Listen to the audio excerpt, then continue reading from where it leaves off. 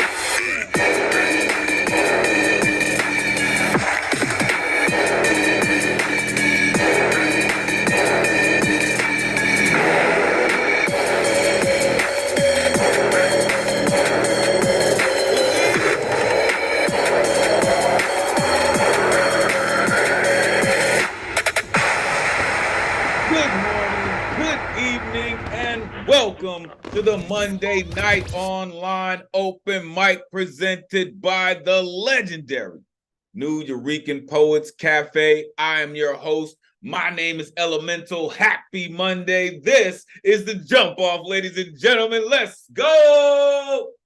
We do this every Monday, and we've been doing this for 191 weeks. Can you dig it? I said, can you dig it? But here we go again. We're going to keep doing it, just like we do every Monday, 8 p.m. Eastern, 5 p.m. Pacific, streaming live on Facebook, YouTube, and X, formerly known as Twitter. Shout out to all the folks watching on social media. If you're watching on one of those platforms and you would like to join us in the Zoom, the number is on your screen, 279-995-364. Jump in, join the greatest community in the world. Don't believe me? Trust me, they're going to show you this evening because the lineup is bananas, for real. We do this week after week to some dedicated folks who pay these bills, all right? So we would like to thank the Howard Gilman Foundation, the Poetry Foundation, the New York City Department of Cultural Affairs, and Education of America for hosting our free online events. You can add your energy to the mix with a tax-deductible donation by going to nuyorican.org/contribute. Make sure you are plugging in with the dopest tech in the Zoom verse. Stu and only Ron Mark Thompson, aka RMT. You're not down with RMT by now, damn it. You should be. Now, Ron is in the Bowery, getting down with the Beebs. Shout out C4 is going down right now. So we may hear from Ron this evening. We may not, because it is all the way live in the Bowery. Shout out to Bowery. It is going down for real. As I mentioned, shout out C4. Make sure you are plugging in with all these incredible artists. All right. It's Ray Jane. Has a book out right now, Black Like That. Paul Conqueso, Storm Gods in the Building, was also the host of Thursday Night last week. The B, as I mentioned, shout out C4, is doing the hosting for the Bowery this evening in the brick and mortar. So make sure you are plugging in with the squad. This is where you can find me, Elemen2al.com. So many things going on, man. Make sure you plug in, get the merch, man. It is going down crazy. All right, tonight's theme, cosmic cooking. Baker's Delight. So this is really about what wonders are you hoping the universe will conjure this year, right? I know we just got off of one pseudo holiday where food was the kind of a centerpiece, right? And another one is coming up, a couple more actually, right? So I'm looking forward to what are the things that people are looking forward to, right? What are the smells that wake you up from any level of sleep, right? Again, going back to the theme that we had earlier in the year, right? Sweet memories, right? What is your baker's delight? What is your baker's dozen? What do you wish could come in baker's dozens? You know what I mean? From sugar to stunning in record time. That's what I'm looking for. However, your poem does not have to be on theme this evening. It is still totally cool. We still want to hear all your incredible artistry. Next week's theme coming at y'all. And look, there's only four more for 2023, y'all. 4 more weeks in 23. Here's coming at you. Seasons change. Seasons change, right? The bright lights of seasons changing are in front of us, right? And what are we going to do, right? As poets, this is what we do, right? Seasons changing are where we fit right in that mix because we tell those stories, right? About the frost going from one place to another and spreading the spring. Like it's so much. Winter, right? Winter is coming. So, and what does season change mean to you? You know what I mean? What's your favorite part of the yearly changes? So looking forward to it. Make sure you bring all of your super creativity to next week and we're going to get down. All right. Let's get to the rules so we can get to the poetry this evening. Poets, turn your cameras on. We are trying to simulate a live open mic as much as possible. Plus, we love to see all the beautiful exuberance that goes into your poetic performance. I love to see if you're going to freak out these backgrounds. You know what it is. So turn your cameras on. As you're getting ready to rip, have your poem ready. All right. If you're going analog, dog ear the page. If you have it digital, have it pulled up and ready to rock. If you're using music, which is totally cool, make sure it's original music, right? We don't want the agents of the interweb interfering with our stream in any way. So make sure it is original music. And if you're playing original music, like our resident musician sometimes does, make sure you have on original sound. All right. Original sound, original music, and we're all good to go. Poets, you got 3 minutes to rock.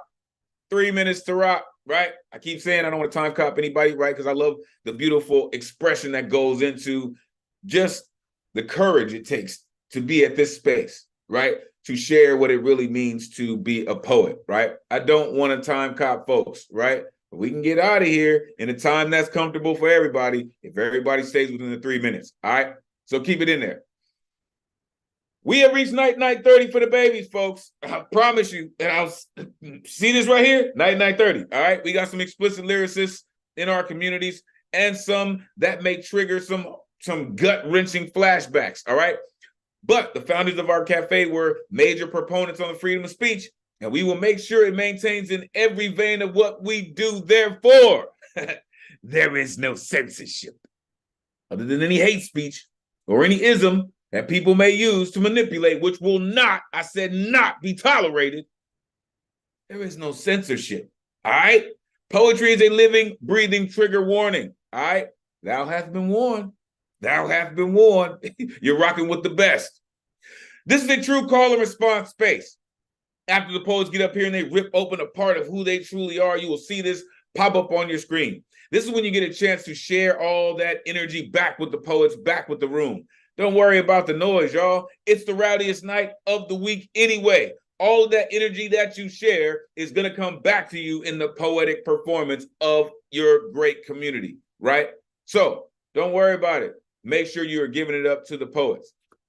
The list tonight is closed. Sign up begins 24 hours before the open mic, which would be Sunday at 8 p.m. Eastern. To sign up, you go to neweurekan.org. You click on full events calendar. You click on the Monday that you want to get down on. You need an artist RSVP ticket. It's the only way you're getting on the guaranteed list is with an artist RSVP ticket, which will not even populate until 24 hours before the show. All right. Also, what's going on in the brick and mortar right now, as I mentioned, the New Eurekan Bowery Slam, hosted by the Beebs, C4. Going right now, make sure you plug in. It is live. Trust me, I've been plugged in tonight. It is live, for real. Also, coming up is Women's Orator Wednesday. It's coming back live from the Loisaida Center in New York. So make sure you are plugging in with WOW. Also, Thursday night is going to be coming up. Listen, it may be different hosts. It may be La Bruja, Listen, make sure you're plugging in. It is a great space to share your incredible work, but it will definitely go down. Tonight's list. Oh my goodness. Look at all of these beautiful community members. Some of them I get to yell at, and some of them I just love to see. All right. So let's get to it. There's all my rowdy friends here on Monday night. What's good, everybody? It is great to see all of you. Great to see all of you. Some of the usual suspects are in here. I see also some new faces. Listen, I am happy to see all of you. As always, it is going down. So let's get started. As I'm posting the list in the chat, let me tell you about the person who is setting us off this evening, as only a blacksmith can. I have been rocking with this gentleman for a few years now, and I'm telling you, he continues and very fervently to highlight this place. And I'm telling you, what I know of this incredible poet that you're about to hear right now is he would not be highlighting this organization if it wasn't something that he's benefited from tremendously. The one and only Michael Sindler is here to set us off this evening. Please let these folks know how they can connect with you and the wonderful organization that you're about to tell us about. It's always great to see you. Please take it away. Set us off. Great to see you, and great to see everybody here in the Yo family.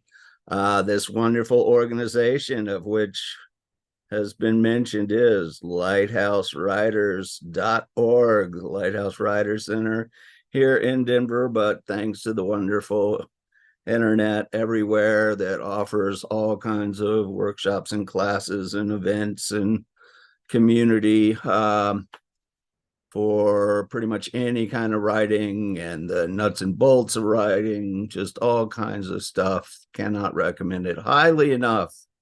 So I'm just going to jump in, and I'm going to start with this one called Kid. Some of y'all have heard it already. It's what happens when you go to a bunch of different open mics. Kid. The skinny kid. The one that signed his homework, James Bond 007, who jumped out of his desk and danced so the teacher would send him to the library if he was lucky, or to the principal if he wasn't, so he wouldn't have to stay in class learning how the slaves hated being freed and were much happier on the plantations. The kid who couldn't stop laughing when they did duck and cover under the flimsy desks or lined up on the second-story pine-sol stinky floor, kneeling next to their lockers to foil the Russians' plans. The kid who only stopped drawing to scribble down a neat phrase, who walked around muttering, making up rhymes out of his head, even when the other kids, especially when the other kids, said it was nuts and he was weird. That kid, that certifiably crazy, hard-to-handle conundrum teachers dreaded having in their class so much they were glad when he was sick. That kid walked up to me on the street and asked me, "How did you get so fat?" And before I could come up with a comeback, he told me, "See, I told you we were a poet. Took you long enough to do something about it." Then that kid spun around laughing and ran around the corner, leaving me speechless. So I walked off mumbling with some neat lines in my head and headed towards the library to foil the Russians' plans. And I figure I should do something. This is supposedly food-oriented, so I figured I'd do a food thing. Wasn't here for Thanksgiving, so this is called cornucopia.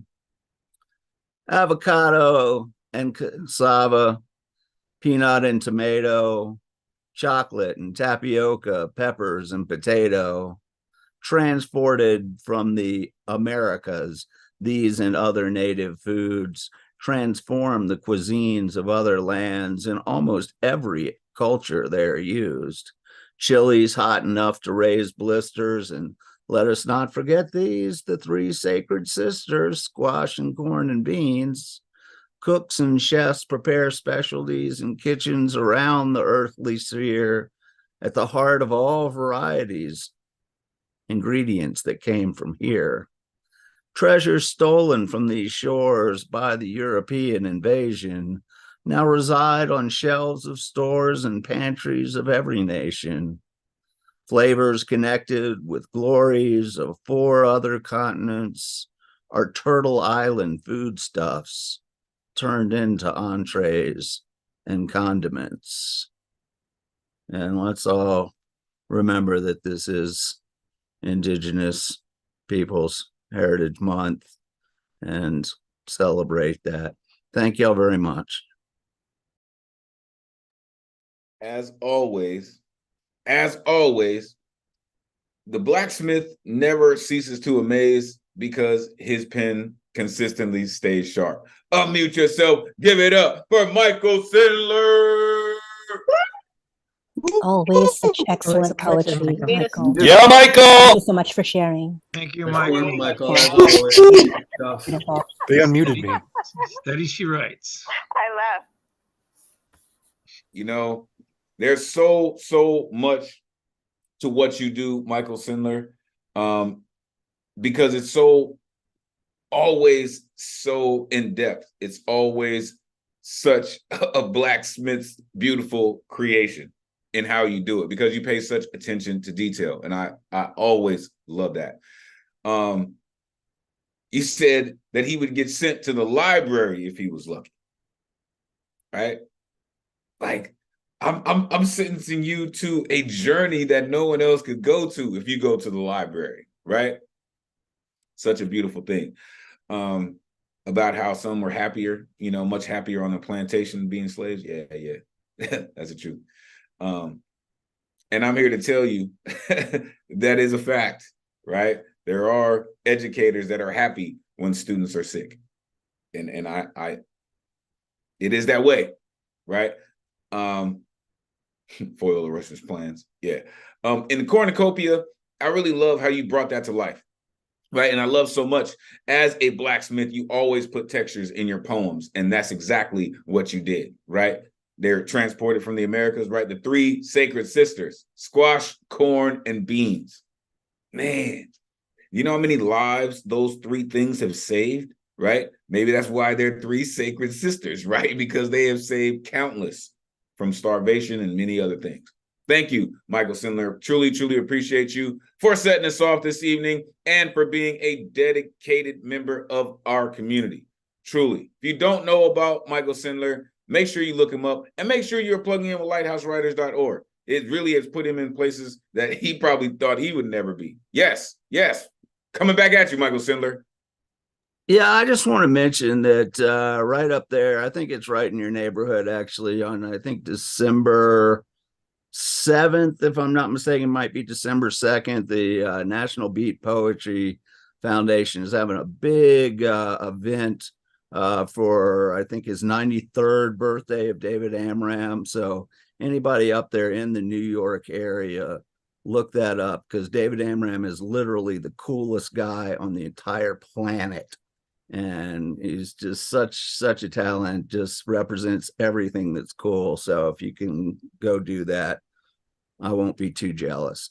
Fantastic. Thank you for that. I can see our brother CC Arshagra was just co-signing what Michael Sindler was saying. So listen, make sure you are plugging in. Please plug that into the chat, Michael Sindler, so everybody can get a chance to, because some folks get lazy. You know what I mean? They want to copy and paste. But very, very cool to be connected to the cool, right? I mean, for me, it was Miles Davis, right? That cat was, the rebirth of cool. You know what I'm saying? Just it's always something about it. So make sure you plug it in. Make sure you are plugging in. I'm telling y'all, folks, plug it in. All right. Coming up next. Woo-hoo, I got him, folks. I'm thankful. This cat has come through many times. continues to come through. I see that he is consistent with his writing, and I love the fact that he is taking time out of his rigorous daddy duties to come and hang out with us. The one and only Rich Glennon in the building. Let these folks know where they can find you online, Rich. It is always great to see you. Come on, man. Take it away. Yeah, great to see you too. Not great to see my face right now. Jesus, I am bloated after Thanksgiving. Let me tell you. I weighed myself. I'm not gonna tell you how much weight I gained, but it's preposterous. Anyway, I'm gonna read three short food poems. And here we go. Oh, Rich Glenn on Tumblr and Instagram. I'm on Dayquil, so my head's a little foggy. All right. This is the first of three food poems, and it's called Here for When You Can Taste It. Since you're sick, I catch the kiss you blow at me from across the room, not with my hand, but my armpit, and flatten it into a cookie. Homemade, from scratch, which is why it's not round, but chocked with bulges and dents, shaped less like a cookie and more like the heart that was put into it.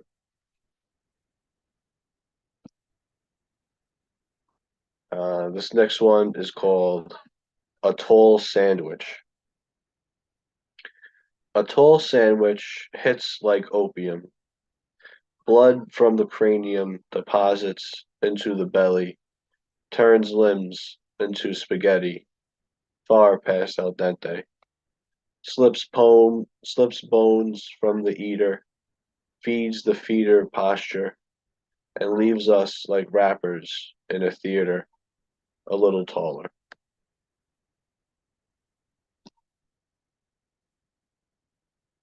And this last one, is called Cake Toppers.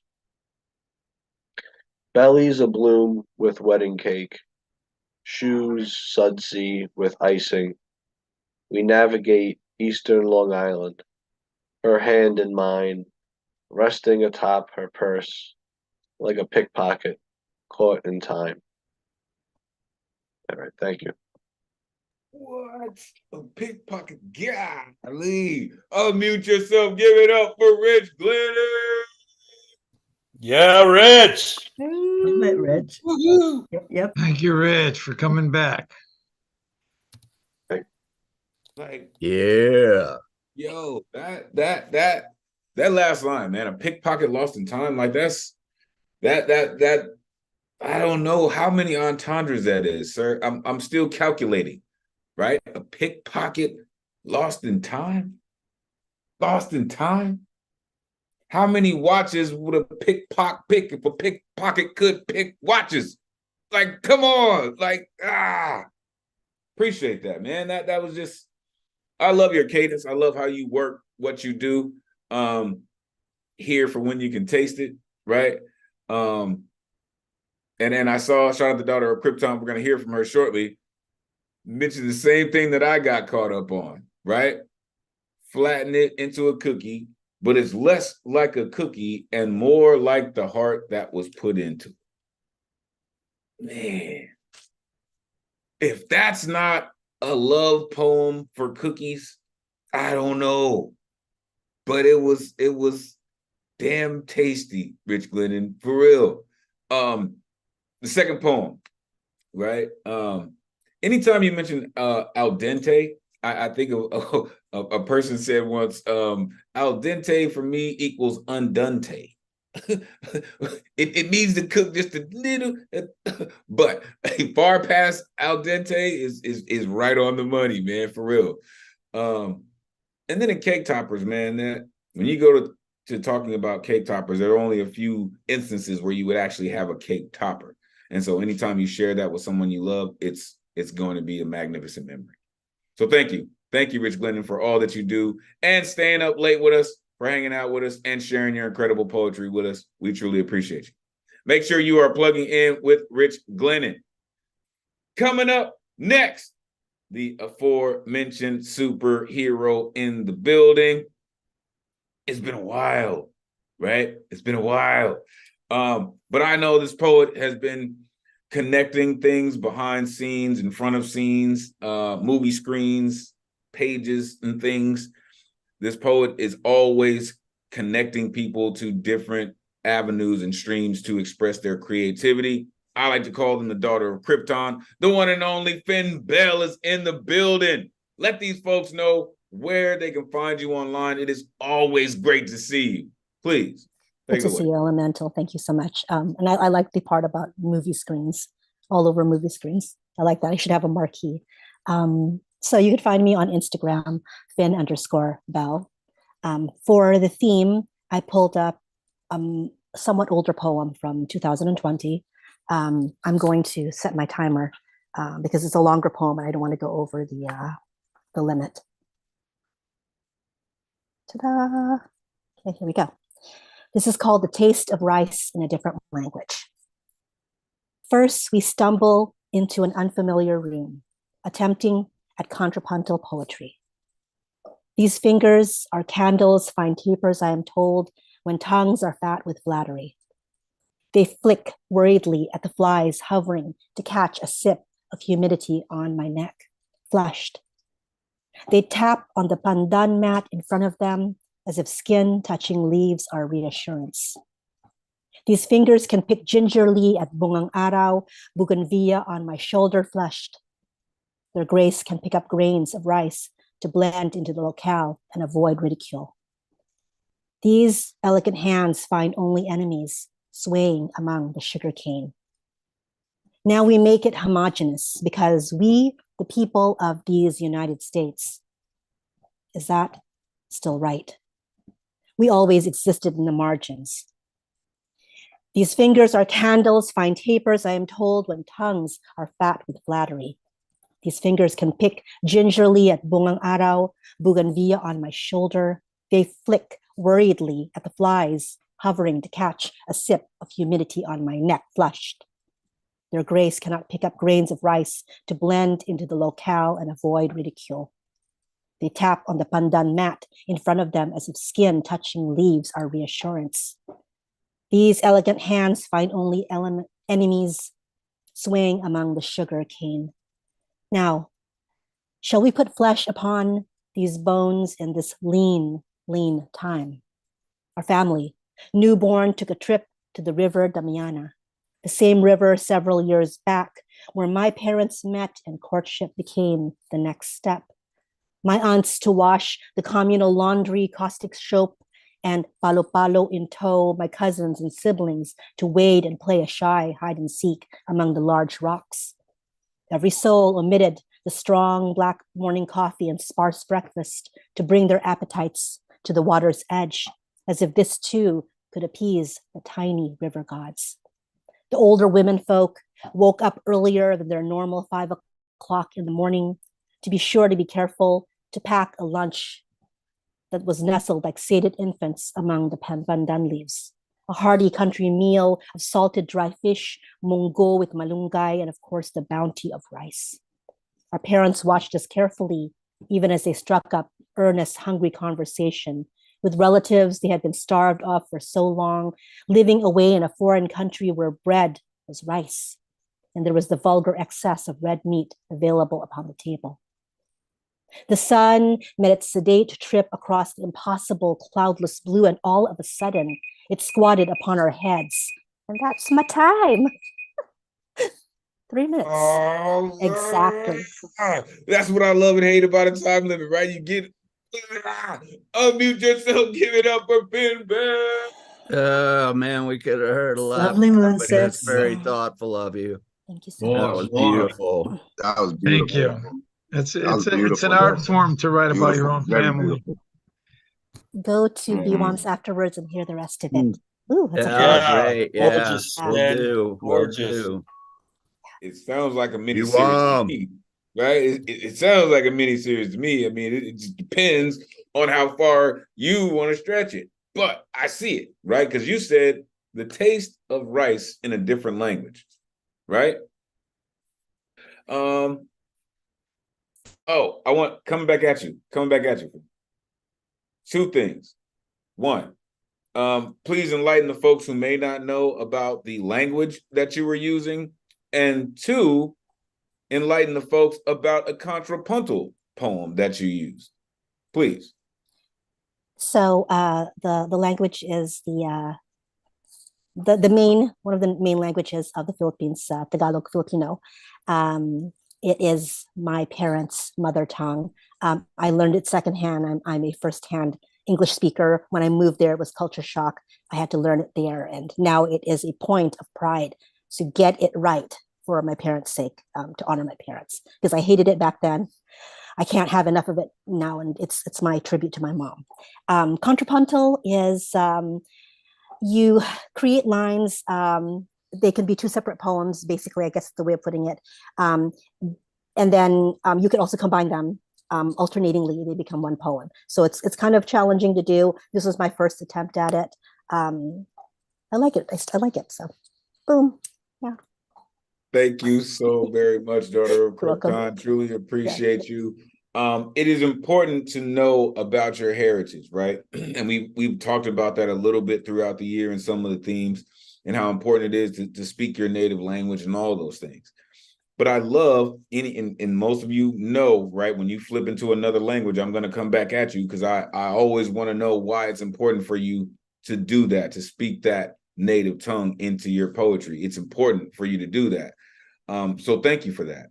But I see that there's more to it than that, right? Because what comes along with your native tongue also comes along the customs, right? And the morals and the values to speaking that tongue, right?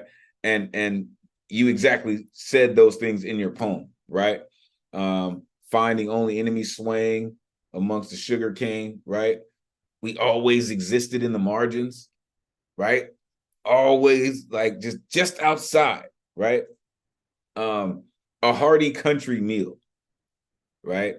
Something about that, right? When you go off and you could conquer the world with a hearty country meal. It just something about it. You said in spaces where bread is rice. I don't know if everybody caught that one, but that's a significant one, right? So I implore all of you to go back and listen to the context in which Finn Bell put that in there. But that's a heavy one, really. Thank you, Finn Bell, for always coming through, being such a stellar mainstay of our community and always helping to plug in our community to different spaces. Truly, truly appreciate you. All right, coming up next, listen, keep telling y'all, I'm going to ask her now and again in 6 months. This incredible poet continues to come through and tear it down. I'm telling you, I've never, ever heard, well, matter of fact, I've never heard a bad poem from anyone, but I'm just saying, Vex Lex always comes through and just brings it. Like every single time I hear Lex, she always brings it. The one and only Vex Lex in the building. Let these folks know where they can find you online. Lex, always great to see you. Come on, take it away. Shout out to you, Elemental. Always appreciate it. I'm Vex Lex. You can find me on Instagram at Vex Lex Poetry. I have a book out. It's called Ask Me Again in 6 months. To get a copy, you can DM me on Instagram or go to my website, officialvexlex.com. So I have one piece tonight.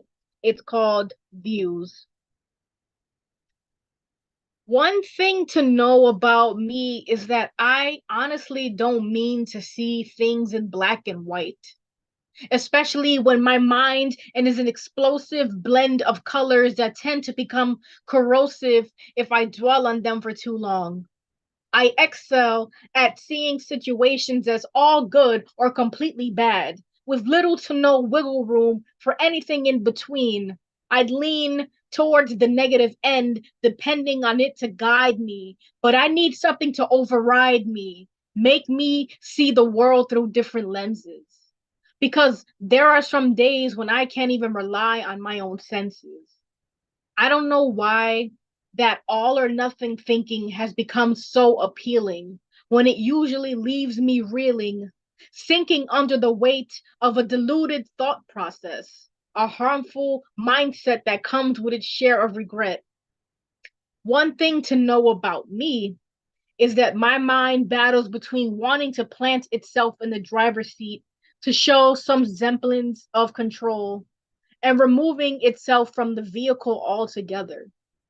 Reality is mine to manipulate, but it'd be nice to see things clearly before it's too late. Thank you. Yo, foresight.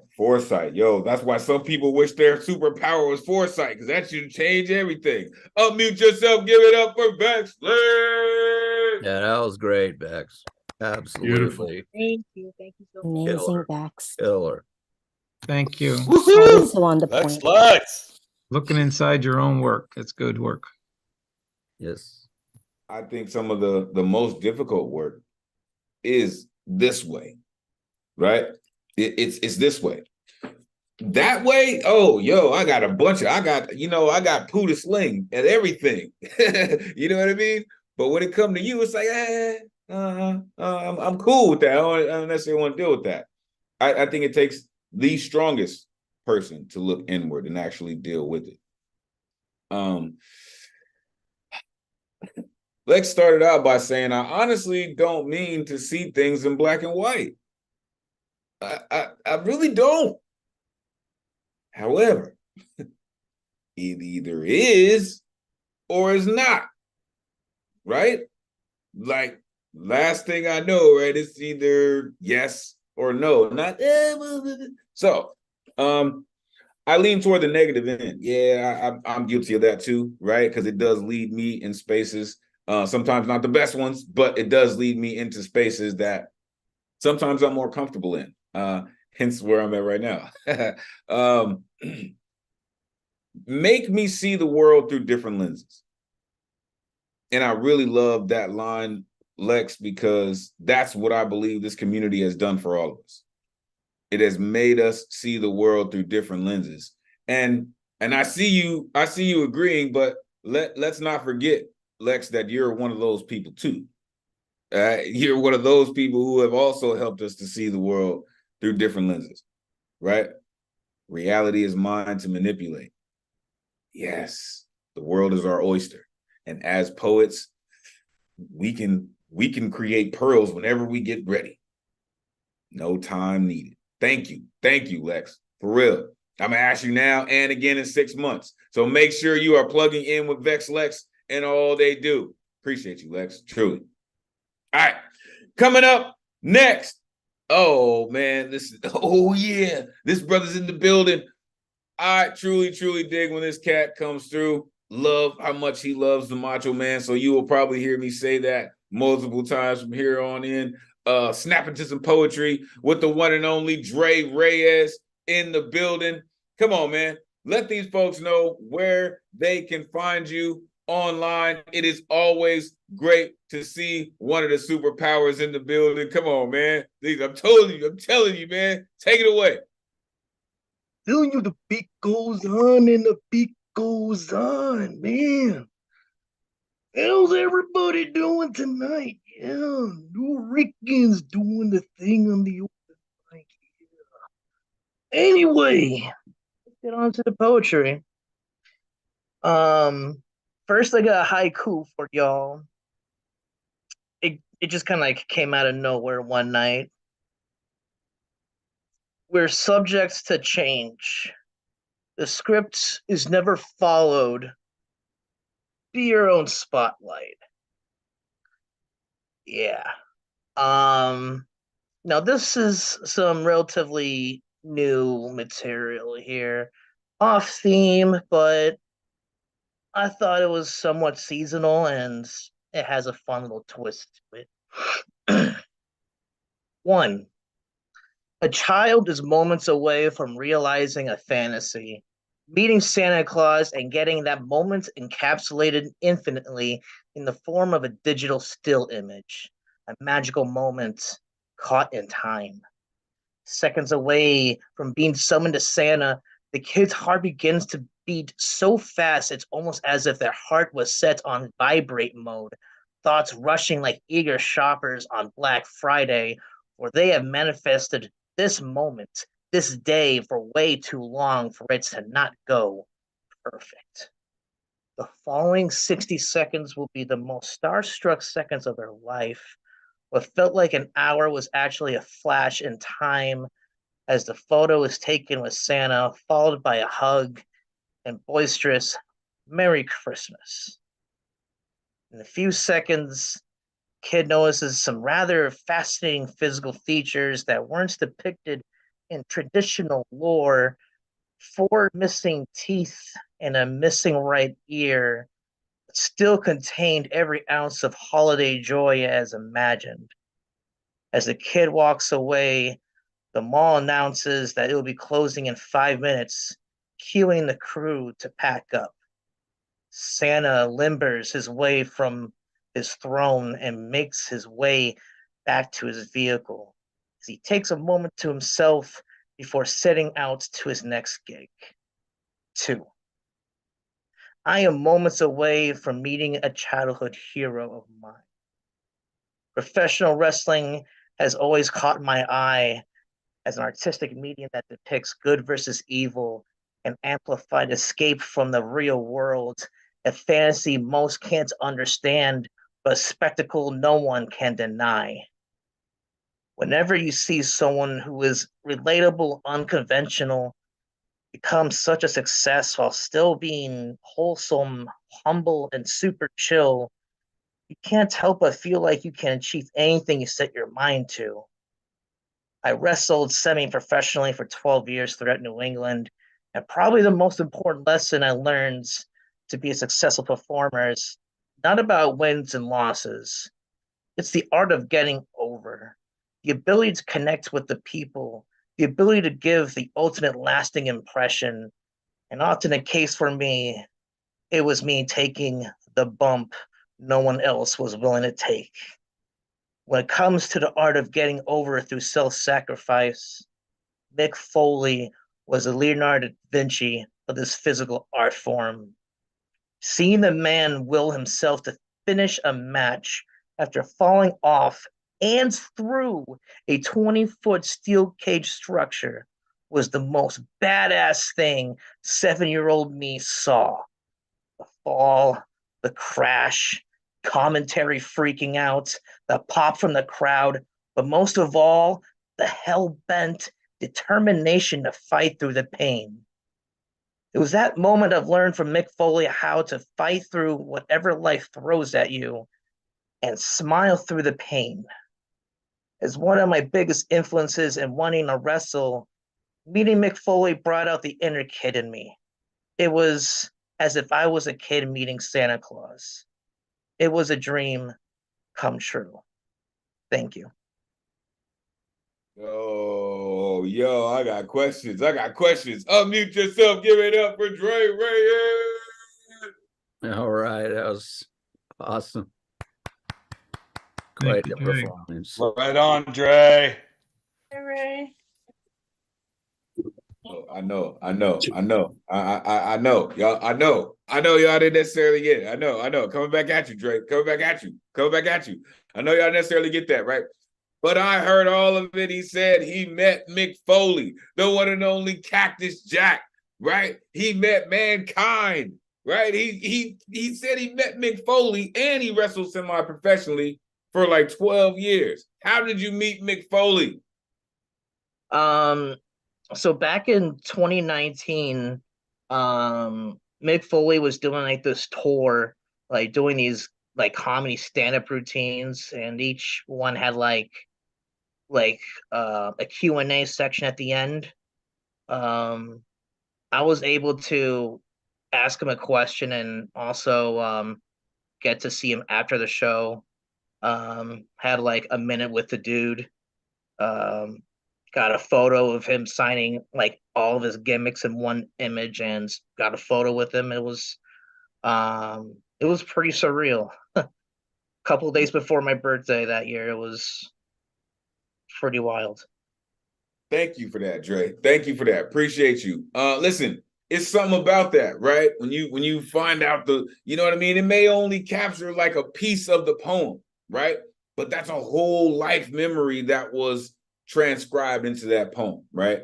I truly appreciate that. I was a fan of wrestling when Mick Foley was in there, Cactus Jack and the Bang Bang, the whole thing, right?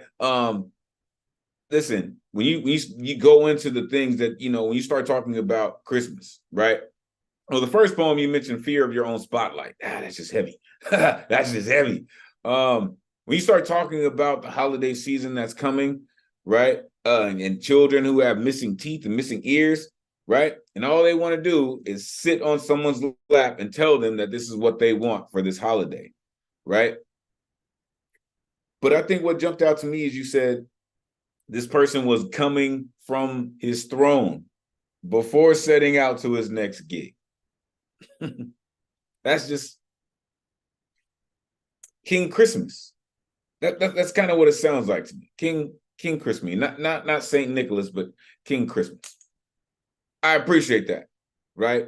In juxtaposition with the wrestling. That's just, listen. It is one of those things, right? It's one of the biggest sports spectacles, sports entertainment spectacles in the world. Sold out everywhere in the world they go. If you're looking for an investment, try it. Trust. Appreciate you, Dre Reyes, and of course for the Macho Man reference. Truly appreciate that. Oh yeah, appreciate that. All right, coming up next. Listen, the storytellers are in the building, and here comes the first one. This incredible poet is about to release his 7th book. Make sure you are plugging in to his incredible artistry. The one and only Ike Waltz, who I like to call the Vincent Price of poetry, is in the building. Make sure you let these folks know where they can find you online, Ike. Always great to see you. Please, take it away. My website is f-artstatements.com. Some may have heard this one before, but there are some changes. Pizza Angelicum, a seasonal foodie. Day Diddledum, Sanctus in Gloria, Jingle Bells Angelicum. Day Diddledum, Sanctus in Gloria, Jingle Bells Angelicum. Nothing but sum that miraculous Latin curriculum. Hallelujah, hallelujah, Dada 101. Boom, basilica, moratorium. The trumpet screams, the squeeze box squeezes children into materia. Emergencies, the bargain. The organ tells a tale of a drama so supine. Bach attempts in suicidal notes, bullets and guns in juvenile hands. Trampolini twitters out of place just in case he crowns his tree that glitters, lines his pockets, and under the on our knee we deserve better, we think. Don't bury vigilance in the Christmas box, yet tiny red silky ribbons may look festive on that busy day. Who is alive in Yemen, Syria, Israel, Palestine, Ukraine, hysteria? How can anybody sleep anyway? Politics so repugnant, so everyday. The bloody trigger finger points, the daily kill lost count. The mother of all bombs excites, the father of all bombs ignites, and in doubt promises spew louder than loud, that brainless, deadly mushroom cloud. The violin jubilates, happy, happy Christmas Day. We pretend to pray. Holy, jolly, scratch, from shrum. The orchestra responds.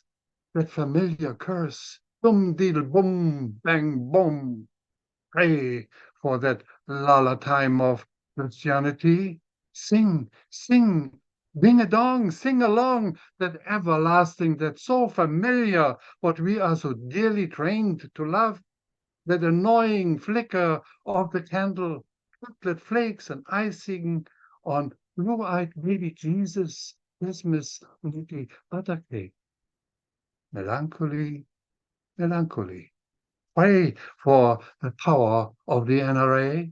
Opioids kiss little children into good night. Whose blood does not clot when you exhale that classic tale called, oh my God. In Excelsior, Ladiedledom. Sanctus, Sanctus in Gloria. Hallelujah, Hallelujah, Hallelujah. Just don't take our price away. This loaded pizza, Angelicum. Oh, Gloria, Americum. On my knees I pray, chabum, chabum, and sac spaghetti, basilicum. Omnis spiritus laudet Dominum in excelsior. Miserabile dictum, de dildum hypocrisy in delirium. Miserabile dictum, de dildum yet hypocrisy forever in delirium. Receive forever. Gosh, this dude, I told y'all. Unmute yourself, give it up for Ike. Whoa! Yeah, Ike. Truly Yeah. incredible Yeah, every single time. truly Right. masterful. Such an Just, experience every single time. Thanks, Ike. yes.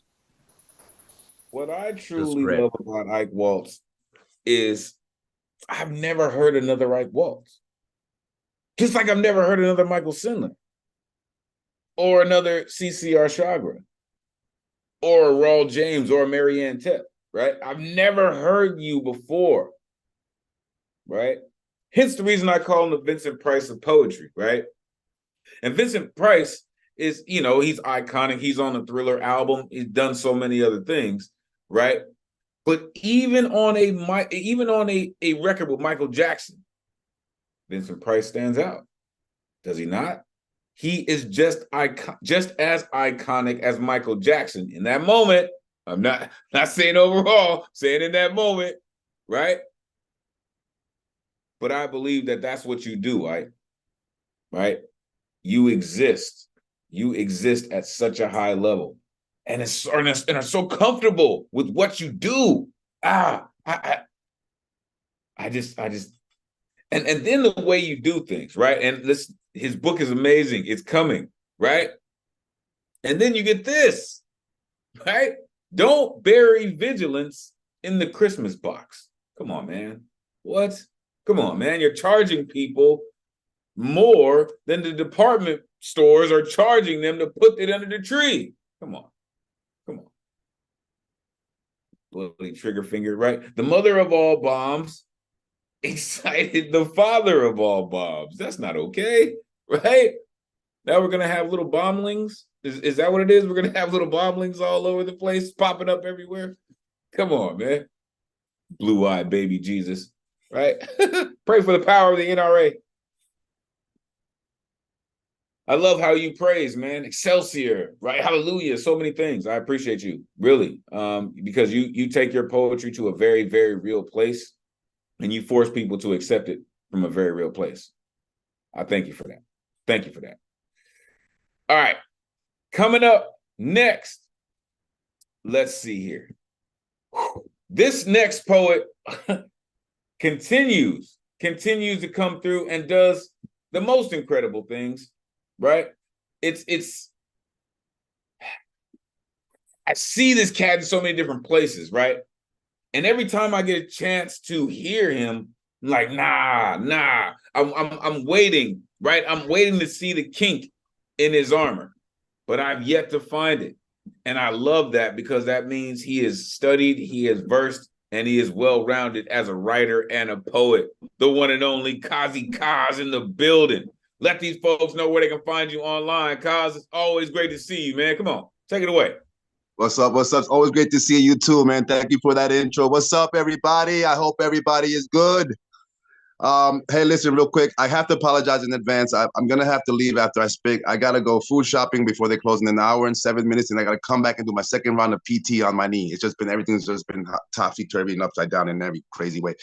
And I also must apologize because I'm not on theme tonight. But I figured I'd just spit something actually lighthearted because we could all use some lightheartedness in our lives. I know I can. So this one is titled Ludicrous Learning. Open communicationism is a key to success. Honesty is very instrumentative in accomplishing this, but it's very underrated. Unfortunately, being pessimistical inhibits many people from comprehending this ideology. It's indicative of our true instinctivity as humans. I represent those who acknowledge the absolute importance of these inscriptionisms. We need to reprogram our thought processations while altering the state of our hopeless existence. Humanitarianism is suffering horrendously, so we must never relinquish our opportunity to positively influence the innocenceness of which still lingers. We need more positivity in the world. I aspire to educate anyone who is objectively open-minded. My infinite wisdom is strategically designed to liberate us from all of the negativity which keeps us from recognizing our full potential. We must beware of the consequences and repercussionisms of our actions to avoid any unnecessary ramifications on our population. That way we can achieve the highest levels of knowledgeation. See, I know my big words. Thank you. Oh, yo, you can't just be doing that, man. That's crazy. Unmute yourself. Give it up for Kazi Khan. Who the heck said you? Yeah, right on. No more negativity. Love it. Word. So clever. That was right on theme. That was food for the heart, for the soul, for everything. I couldn't keep Hey, up. was in that the an chat homage with to those Homer words. Simpson? I'm sorry? Educate sounds like an homage to Homer Simpson. I love it. Listen. I'm gonna try and see how Lantern typed that one up. I tried and failed. Listen. I love y'all so much. The way that you, and this is why I told y'all what I said before he ripped. And this is something that I haven't heard from him, right? But I'm gonna tell you how this dude does words. Look, we were all waiting for that, right? You see Lantern's script over there. It's like, come on, Lantern. Like, I'm sure he's like, how do I do this? We are gonna hear from Lantern very soon, right? For real. Like, what did he say? Wait a minute, because I mean, even me, Lantern, I'm just like, nah, he didn't say that, but he did, right? He said, acknowledge gate, right? Reprogramize, right? Humanism, right? Right, got that one too, right? Innocenceness, educate, negativity. Oh, I like that one. And ramifications. Listen. Damn it, man. When you start making up your own words, you start manipulating language in a way that I like to manipulate language, right? I've said in poems before, I refuse to use the language in the way that my colonizer used them or forced me to use them. So I will flip the words in the way that I choose, right? I will use this language that you call English in the way that I choose, right? So I love that you did exactly that. This is how you take the borders of the language and you kick that open, right? Kick in the doorway, in the full. All I heard was poetry. Don't hurt me no more. All right. Appreciate you, Kaz, for real. That was all the way live, man. For real. All right, man. All the way up point. Appreciate you, Kaz, for real. All right. Safe travels, right? Hope the PT goes well. Safe travels, Kaz. Truly. All right. Coming up next. Listen, truly appreciate when this poet comes through. I see they are standing up this evening. Whether they are standing up or sitting down, I love the exuberance that goes into their poetic delivery. Really, every single time, whether it's telling us about their life or telling us about just the world. I truly appreciate this poet. The one and only Kite in the building. Let these folks know where they can find you online. It is always great to see you. Please, take it away. Hey, you can find me on Instagram under Kite_, the poetic cat, and it's cat with a K. So I have two things that's kind of on theme. And I have another thing that's a little longer. I think I'm going to skip that. If I have time after the two short ones, then maybe. We'll see. All right. Oh, Parmesan, how I love thee. How I can scrape you against a cheese grater and you become tiny pieces of string, smaller than you once used to be. This poem would sound terrible if I were speaking about another human being, but cheese loves to be abused, and I love to shred and grate it into many different forms and sizes. I love all varieties of shape and size when it comes to Parmesan, but those thin flakes just have a different kind of taste. I'd never snort cocaine, but I'd probably do a line of Parmesan. They do say that cheese is as addictive as crack, and that makes sense because my God, does it create a dopamine rush as my eyes roll back. Loving the texture and flavor it extends, it invokes the perfect blend of a firework explosion going off inside my head, filling my taste buds with exquisite delight. I want to put Parmesan on almost everything I eat because it just feels so fucking right. Okay, that's poem one. All right, poem two. Chocolate cake or brownies with coconut, crushed Oreos, and chocolate chips folded into the batter, blending together, creating an explosion of flavor. When they are fresh out of the oven, warm and gooey, I top it off with ice cream so I can eat it without burning my tongue, filling my mouth with the decadence I love. If I could live off brownies and ice cream, I probably would, but that might make me diabetic, so I try to be careful with the baked goods. Even though I love baking, I enjoy eating it more because I know everything I bake is to fucking die for. That's why I barely bake anymore. It's dangerous when you have a sweet tooth with only you to feed, and damn near everything you make tastes like you're gonna gain 15 pounds by the end of the week.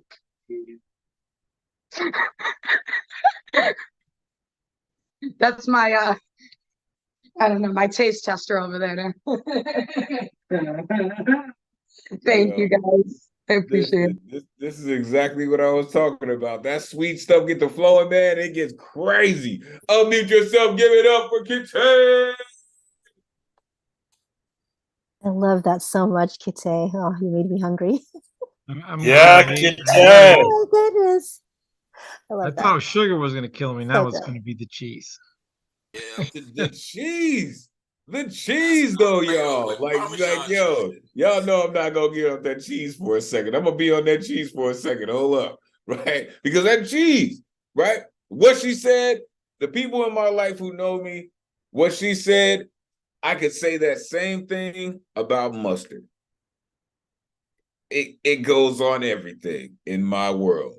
Mustard goes on everything in my world. Listen, I see you. I see you, keeper of concrete. I see you. We gonna get to the keeper of concrete. He gave me the thumbs down on it. It's cool. It's cool, right? Because most of the world are whip whap lovers. It's cool. Cool, right? I try to get disrespectful, right? But some people eat that miracle. I got a horrible name for it. I won't share it with the world. Horrible, right? But I feel you. I feel you about putting cheese on everything, right? My mom's like that. Like, this cheese make everything. You know what I mean? My mom just used to sing a song, put some cheese on it. Put some cheese. You know what I mean? It just makes everything better. So I feel you about that Parmesan. Really. For real. Filling my taste buds with true delight. Yeah, put it on everything. For real. On everything. The only thing I don't put mustard on is like cereal. Everything else is in there somewhere. Filling my mouth with the decadence, right? You said that will be your own meal, right? Your only thing, right? Brownies and ice cream, right? Yeah, you'll probably be diabetic and you'll probably be back.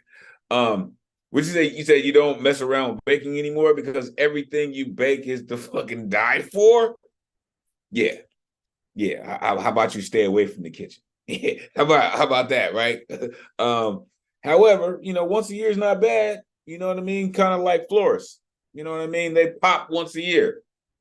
Put out your work so everybody can share it, because definitely I want some of it. I don't want to die from it, but I definitely want to taste it.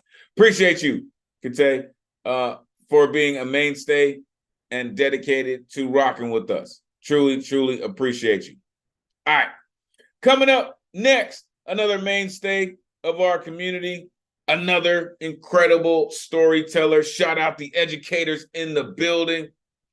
This incredible poet continues to come through and share her work with us. And I've been delighted to hear this poet's work in many different rooms. And I'm telling you, her consistency is magnificent. The one and only Marianne Teft in the building. Let these folks know where they can find you online. It's always great to see you. Please take it away. Good evening, Elemental, RMT, and beloved poets. Hey, wait a minute. That sounds just like somebody who gave me one of his very first and most beloved poems to read tonight. And it is my great pleasure to be on theme tonight with a poem from our friend, the Magus, Gustav Salles, called Gaian Epiphany. I've just had an epiphany. It's all become clear, like cut glass crystal from Tiffany. All of this, all we see, we're an organism, interplanetary. God? We're Gaia. We're chaos born. We're not a womb from which we're torn, but rather we're a single entity, one world of infinite diversity. E pluribus unum is one way to put it. Until you've seen it, your third eye's hooded from the beauty of this revelation. You must see the implications. Sex, race, religion, these are artificial memes.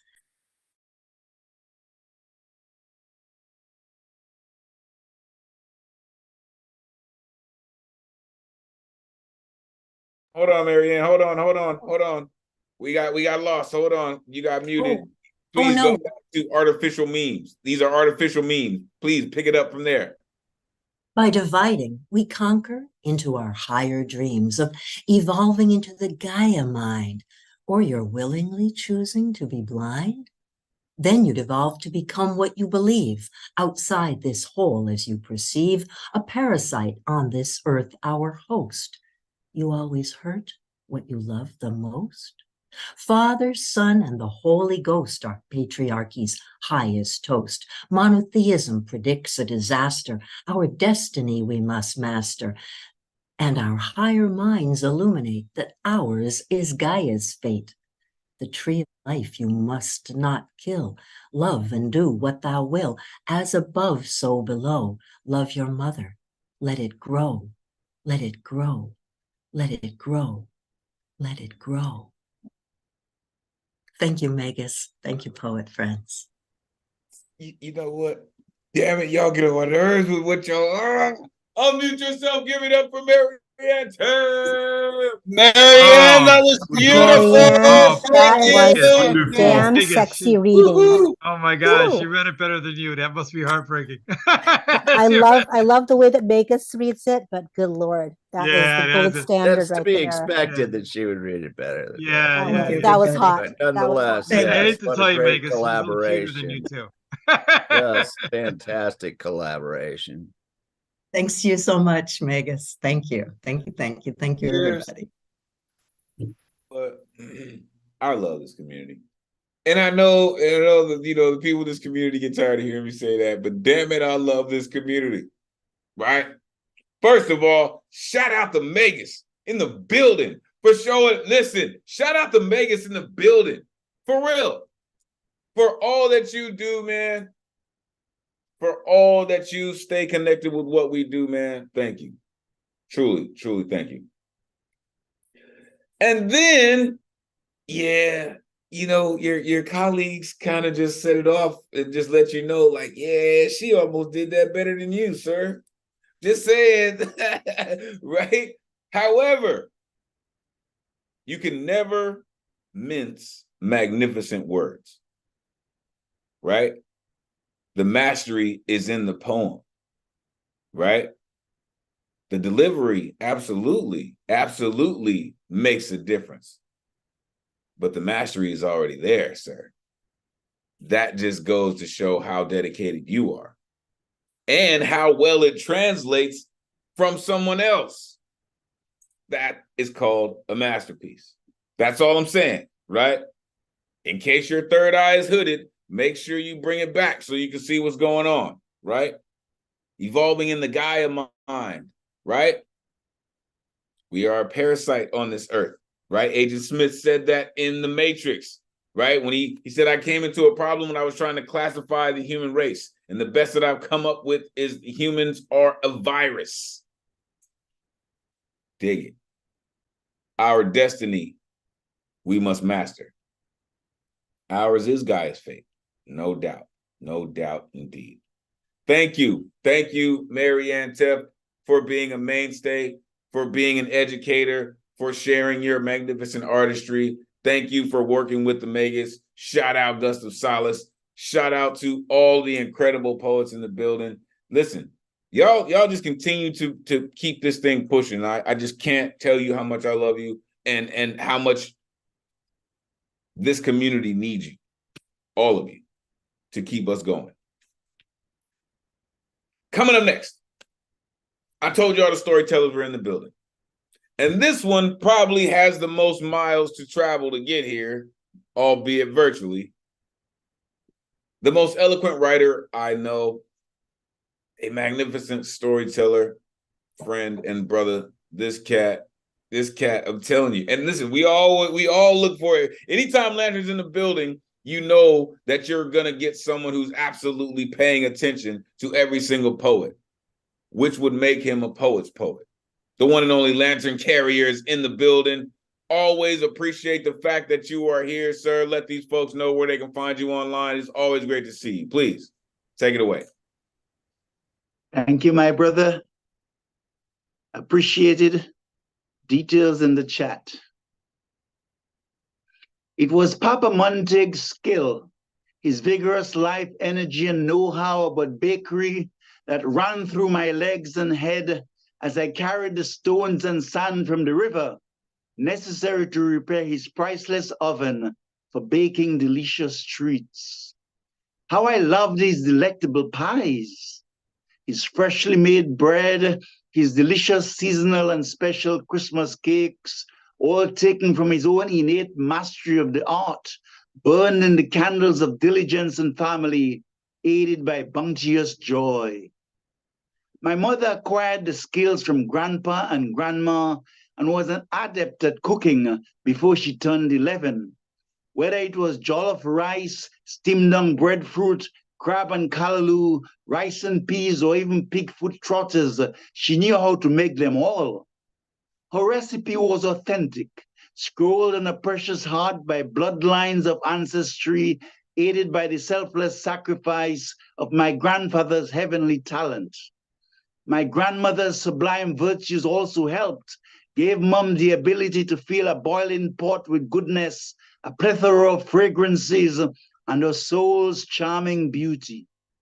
Cosmically, she was a walking goddess, charismatic, beautiful, oozing character and soulfulness, like her parents and siblings. She was selfless all her life, died what's going on? Right, sorry. She was selfless all her life, died poor in finances, but extremely rich in the merits of heaven, which helped tremendously in the way she acted and articulated cooking. Today I can eat and feel immediately when something is missing. Not so with my mother's cooking. Perhaps it was the love she shed that blended into the food we ate as siblings. Perhaps it was the sparkle in her eyes, her gaze of concern for her children, reminding me of twinkling stars. Perhaps it was the way she laughed or twirled her hips with confidence, her moonlit smile, gleefully dancing with the ingredients from crayfish and dumplings, ugali, fufu, or salsa, Grenadian style. Mom's humility permeated the ice cream can as she whipped, my stomach whispering entreaties for her to hurry her gift, for churning this sweet magic, which was gorgeously celestial in taste. delicioso, as were her pastries, coconut tarts and bread and butter puddings, homemade ital drinks of sorrel, soursop juice and peanut punch, and my favorite sea moss in condensed milk. In this tropical paradise, we are never short of lime, pineapple, mango, or papaya juices, which were nourishingly cool and kept all her 7 children well hydrated. Yet it was the cosmic taste that Mom enjoyed the most, a gift that she passed on to all her children except me, the first, as I was a mischievous young kid, too playful, geared for a different calling, following the foreign evangelists to every single marquee they set up.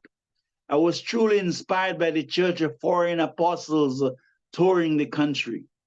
My mother died, leaving a rich legacy of cosmic cooking know-how for 6 of her 7 wonderful children. Heaven cascaded roses, while St. Peter and his divine minstrels blew their culinary trumpets loudly some 7 times in paradise. London Carrier, thank you. And they are celebrating. They are celebrating. Trust and believe. Unmute yourself. Give it up for Lantern Carrier. Yes, the one and only. Magnificent, Yes. Manatita. Yeah. Such Wonderful. beautiful light. Thank you If for we sharing. if we could just share our food rather than our differences, I think we could be Oh, a better nice. share. Well said. And Lantern, my wife didn't get a chance to hear you. So that means I'm going to have a good night, Lantern. My wife didn't get a chance to hear you. So I'm having a good night. Thank you, thank you. Listen, what you do, Lantern, and how you do it is just it really sometimes it defies gravity, right? The smell of freshly made bread. You know, I'm from Northern California, right? I'm from San Francisco, and sourdough is almost a national, well, not national, but it's the official bread of San Francisco. And that smell, right? As soon as you cross into San Francisco, you can start smelling the bread.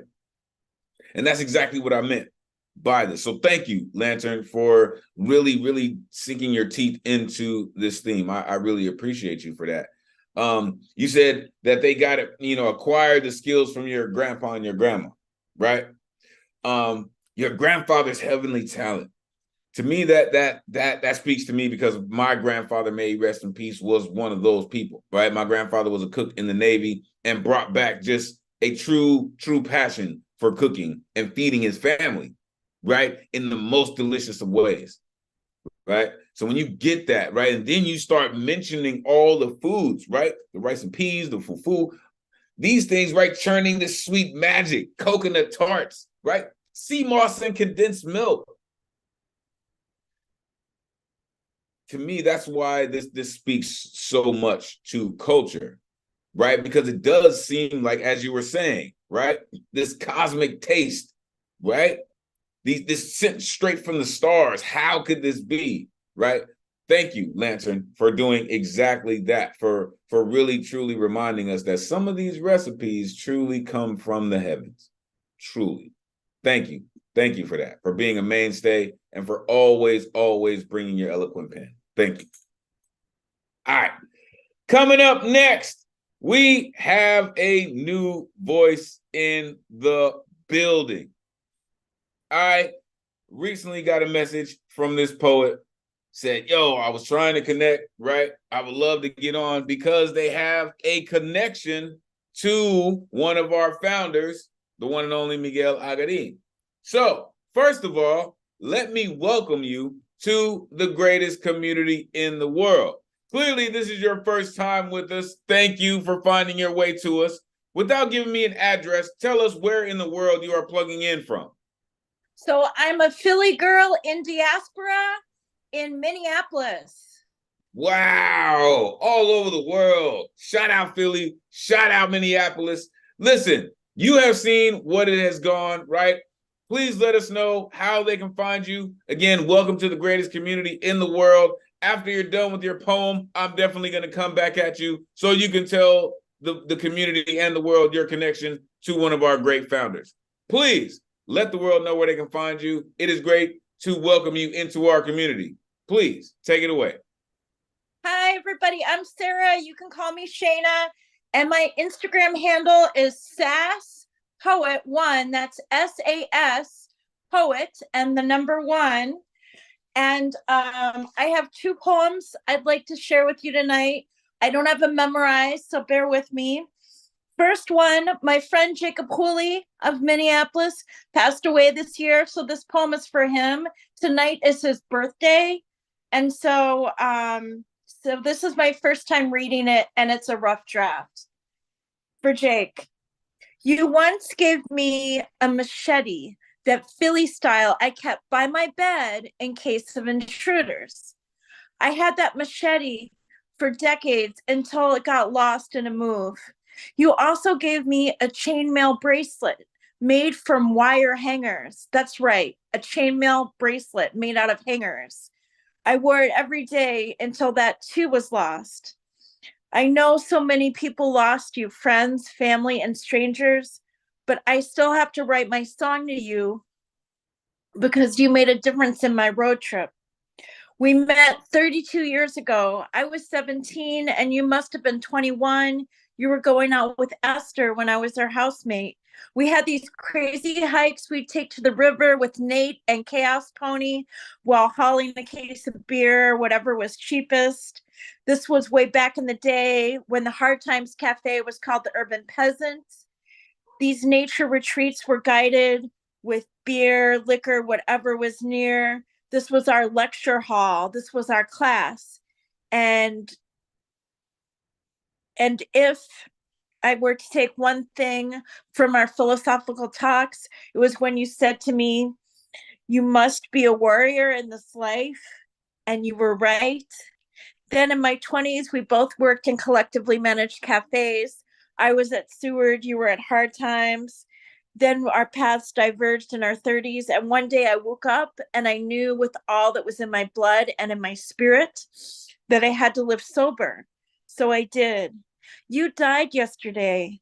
I had last seen you at Ryan's memorial a few months ago. We hugged. I asked if you remembered me. I had to take off my dorky glasses. And you said, yes, of course I remember you. The next poem is called Rose Quartz. Grandma daydreamed about drowning herself in the sea. She imagined the waves crashing over her body. Like a mermaid, she would be at one with all the other aquatic creatures and float away, and it would all be over. And that's how depressed she was sometimes. She wore rose quartz for protection. It helped her heart chakra. She told me I should try it, for my chakra, and that pink was a good color for me. Okay, that's it. Thank you. Wow. Hold on. Unmute yourself. Give it up for Shayna. All right. Twice in a day. This is great. Welcome. Yeah. Thank you, everybody. You got to come back here. Can't wait to hear One your of us. Come back. One of us. You're about to get yelled at. You know it, right? You know me yell at her, right? You know it. So listen, you have just messed up, ladies and gentlemen. Let her know that she has just messed up because you now have to be here every Monday night to share your incredible poetry with us. You have just been welcomed. I know you heard some, right? People say, one of us. You have just been welcomed into the greatest community in the world, right? Your poem was incredible, right? You mentioned he once gave me a machete. Like, I don't know. Listen, what a beautiful gift, right? Someone gives you a machete. What a beautiful gift. Like, like this can work for you. You can take this into the field and get some work done. You can use it around the house and get some work done. Or if someone decides to violate you, you could probably take a limb with this damn machete. I love it. I love it. That's a true friend. For real. Said you made a difference in my road trip, right? The crazy hikes we take to the river, right? Getting the alcohol, whatever's cheapest. Hey, it happens that way, right? This was our lecture hall. And I love that. I saw a couple of your community members jump in on that one too, right? This is our lecture hall, right? Away from school, away from the buildings, right? When we are educating each other and being in that space, that is our lecture hall. I love it. I believe you said I was at Seward and you were at Hard Times. Love that. The Rose Quartz, you know, that whole poem, it's difficult, right? It's difficult to accept that and to really articulate that, to see someone who's struggling with that and who would much rather be in a different place. It's hard to accept that, but even harder to write about it. So thank you for that. Coming back at you, Shayna. So listen, this poet reached out to me and had a very, very interesting story about one of our founders, Miguel Agarin. So could you please share that story with our community? Okay, so this is a humble story. I don't remember what year it was, but so my dad worked with Lamont Steptoe, and they had this group called Poets and Prophets in Philly. So I was a little kid running around, you know, when they were doing all their spoken word stuff. But so there was one year, and I don't think my dad remembers when either, but Miguel Agarin got invited to come to be a feature for Poets and Prophets. And so when I learned about that, I also so I don't know if I was there that night in particular, but I was the little kid running around at the poetry readings. So and I've read some of his work, and I've read the history of the Nuyorican Poets Cafe, and I'm just amazed that it's still going and that everyone's still connecting. And I've also read a lot about the history. And so I just feel so blessed to be here. I can't even believe I'm here. Thank you so much. Really. I first of all, I appreciate you for taking the time to let me know, to reach out to me and let me know that you were interested in being on the open mic, right? First and foremost. Secondly, the fact that you have a connection, right? Second generation connection to this poetry, right? It's not an accident that you found us, right? You are where you're supposed to be right now, right? I am thankful that your father put poetry in your life and you found your way to us in the best of ways. So welcome. You have just been welcomed into the greatest community in the world. Make sure you free up your Monday nights going forward, because this is where you'll be, for real. Thank you. Thank you for coming through and sharing them with us. All right. Before we move on to our resident musician, let me shout out a couple folks.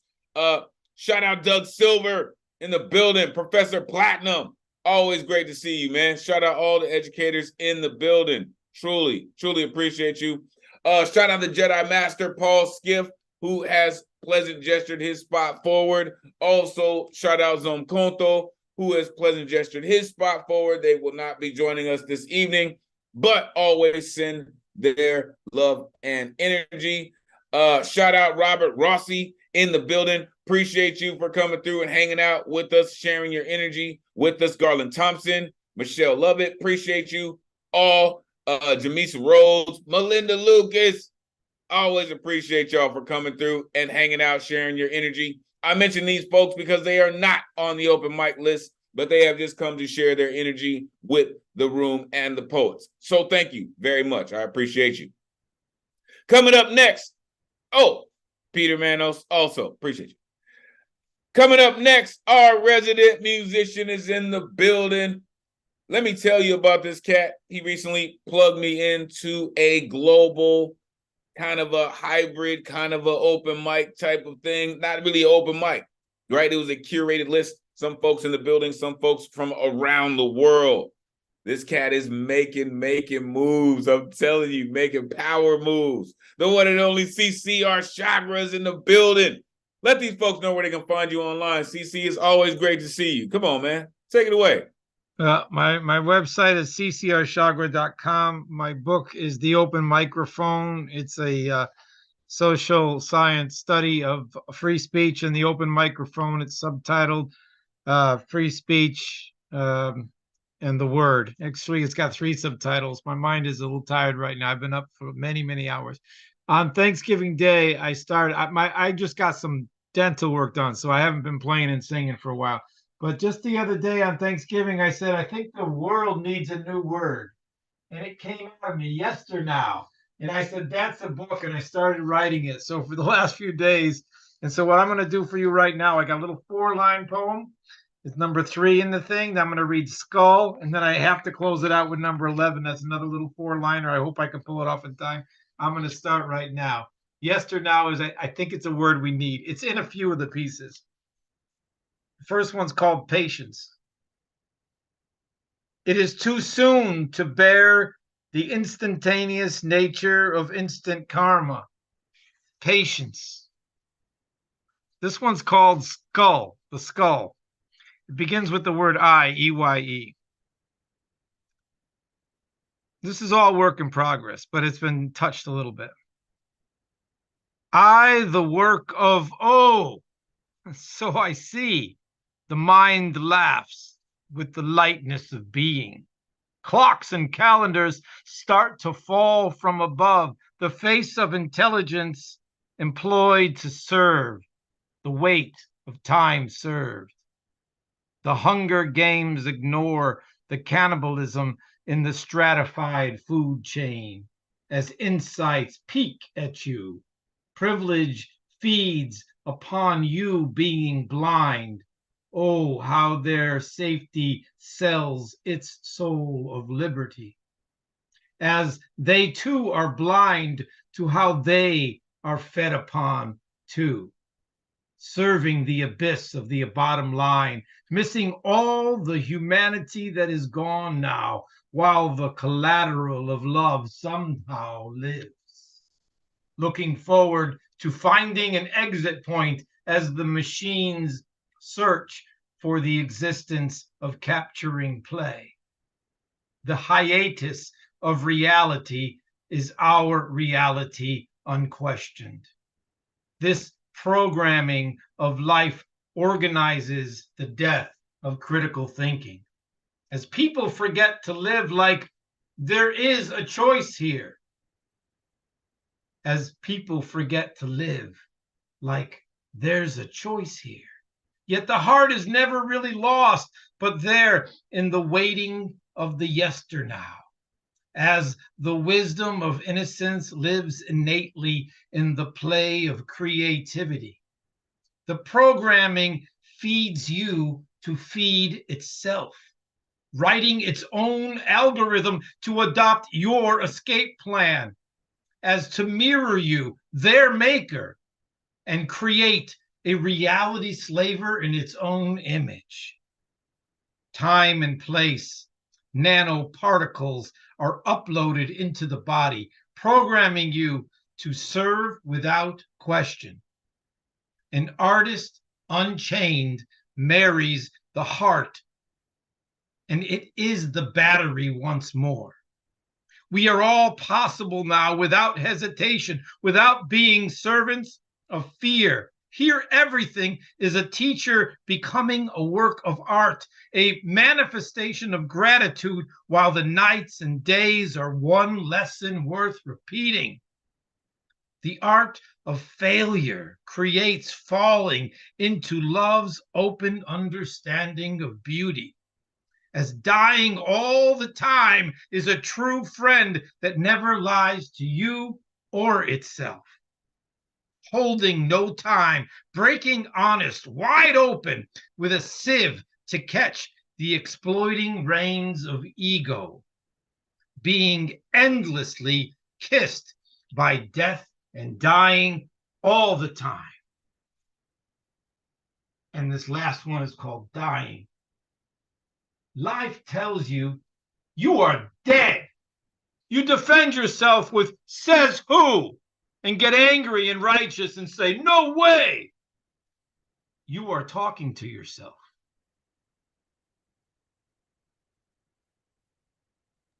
What? Really? Ah, you see what this dude does? Unmute yourself, give it up for CC Shagra. CC! Yeah. Another great one, man. Yeah, I can't wait for the book. Oh. DC, I was Yeah. trying to write a poem yesterday and I thought about your word and I couldn't remember the fucking word because it was so clever. I was like, yesteryear. Nope, that's not it. Last minute, 2 hours ago. Nope, that's not it. And I was like, I was trying to figure out what that phrase was, but I didn't call you. Hell of a word, man. Hell of a word. Yeah, I kicked it at the what was it? The Friday one. Out of your mind or something like that. Open minds, open mic. Open minds, yeah, open mic. Shout out open minds. Yeah, out open of your mic, mind. Same right? thing. Yeah. Right. Shout out Thomas and Catalyst. They are super dope. Make sure you are plugging in with Open Minds, Open Mic on Friday nights. Listen, man. This is just a night of words, right? And I love my community because we are unafraid to break the boundaries of language. We are unafraid to break the boundaries of what you know and believe, or what you think you know and believe, right?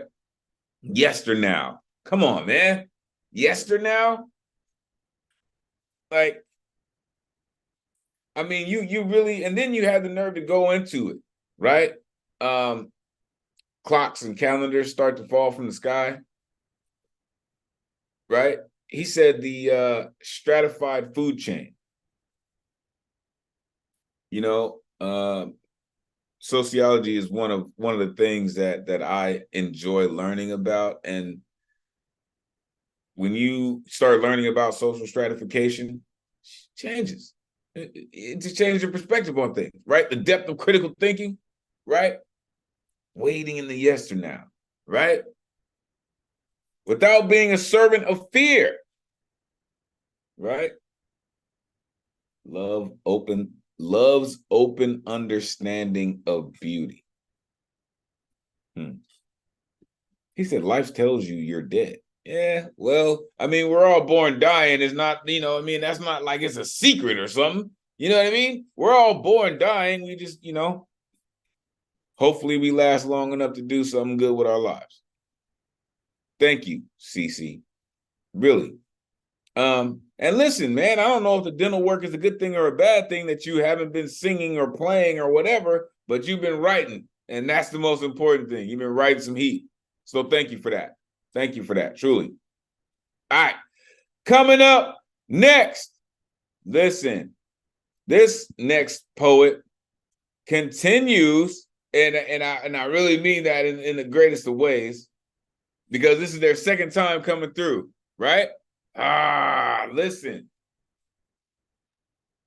When poets like this come through, and I said continues, because their story continues, the saga continues, their struggle continues, but they have found time to come and share it with us. And listen, last week they came through, and they brought the heat, right?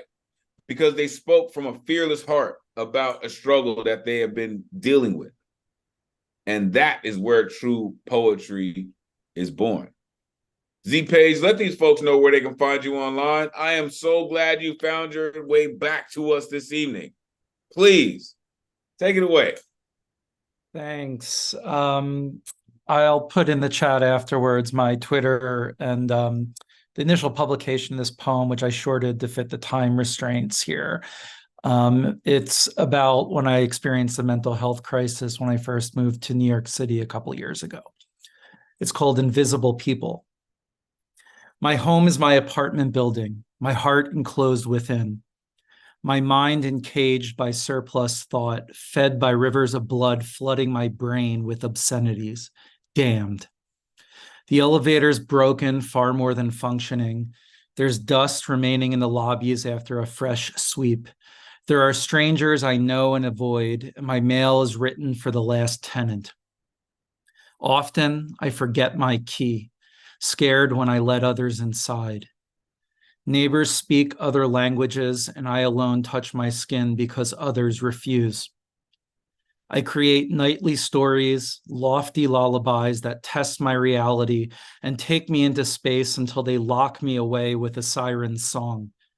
The moon seeps through a waning sun, passing my windowsill, injuring my eyes and torturing my thought.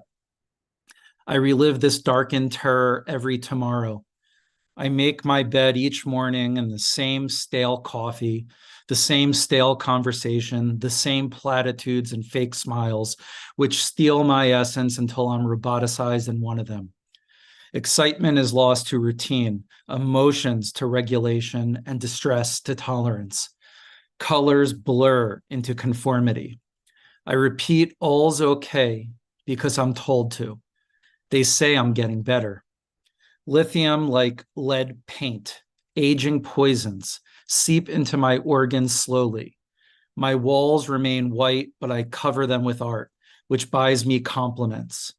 I have more guests when I perform for them. Stained teeth and stained bricks. A vulnerable, bruised, brave mess. A loud, silent stigma. I love this world that is mine, that I created for myself, and scream, hands against my ears. I am hurt no longer when teased about where I choose to live. I exist between the others, those who wear the same blue jeans and gray shirts, all the same haircuts, bustling to win green tokens to look more like each other and act like each other. Lost in a field of meaningless work, they may never know the wonder inside my apartment. I know my apartment has survived many years and much repair after many storms and will remain beyond my tenancy, a lasting connection. Thank you. No, it's something about speaking reality. I'm telling you, unmute yourself, give it up for Z. That was just absolutely incredible. Thank you, and So thank you for coming brave, back. so honest. Enjoy your work. Amazing. I think that Enjoyed you the speaks to first so time many last week. people. Definitely enjoyed it. Just Yeah, applause. Your honesty was just fucking breathtaking. Like, and your artistry as well. yeah. That was great. Yes, Thank just you. great. Beautiful. Thank you. You know, there is something truly, truly awe-inspiring when your community hears you. There's something truly magnificent when your community hears you. And multiple of your community members just said, your honesty is real. Your honesty. That's not easy, right? Because in poetry, we get a chance to kind of step back and kind of hide behind those words, right? But you brought it all the way to the front. Your honesty.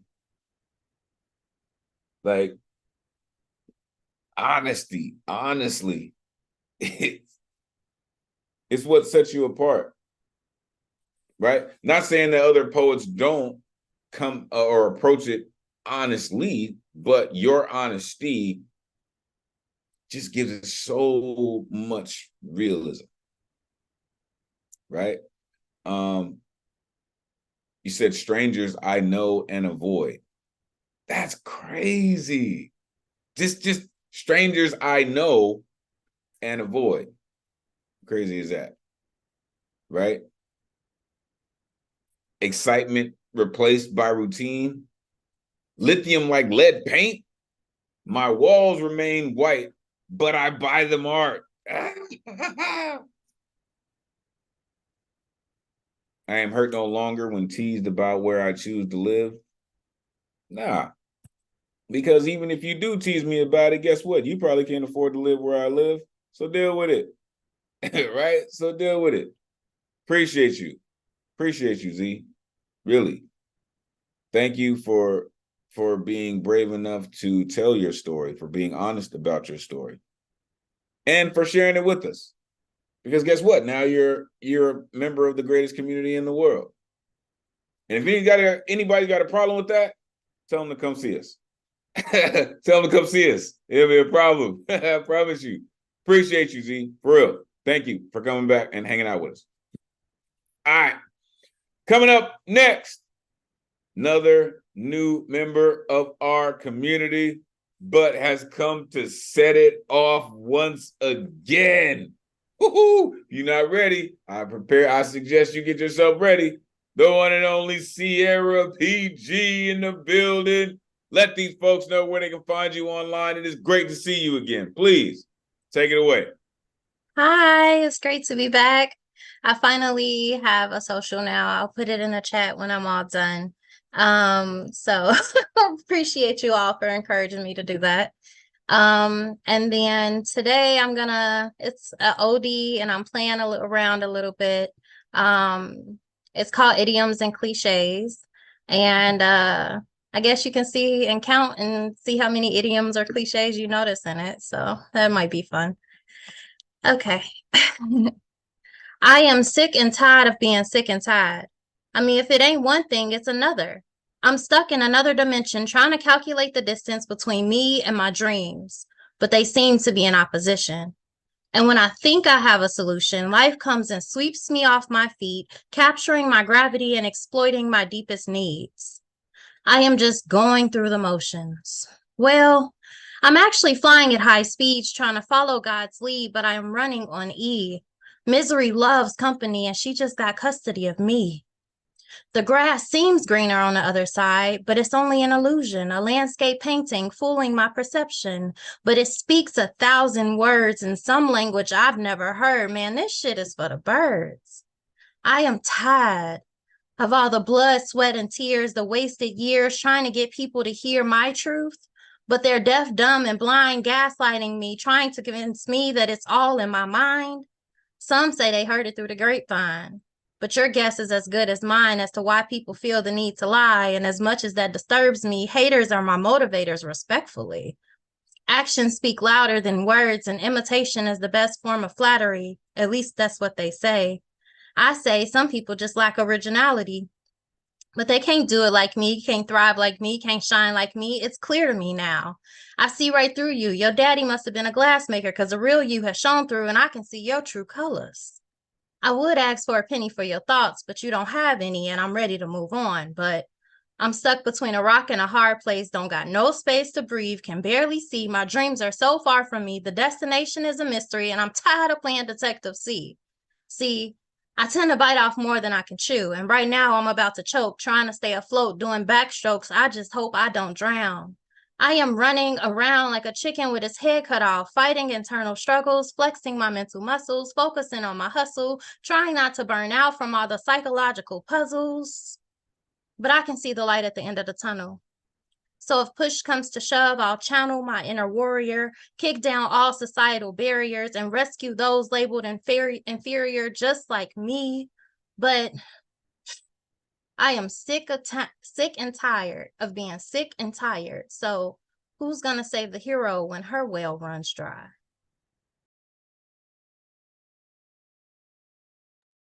Oh,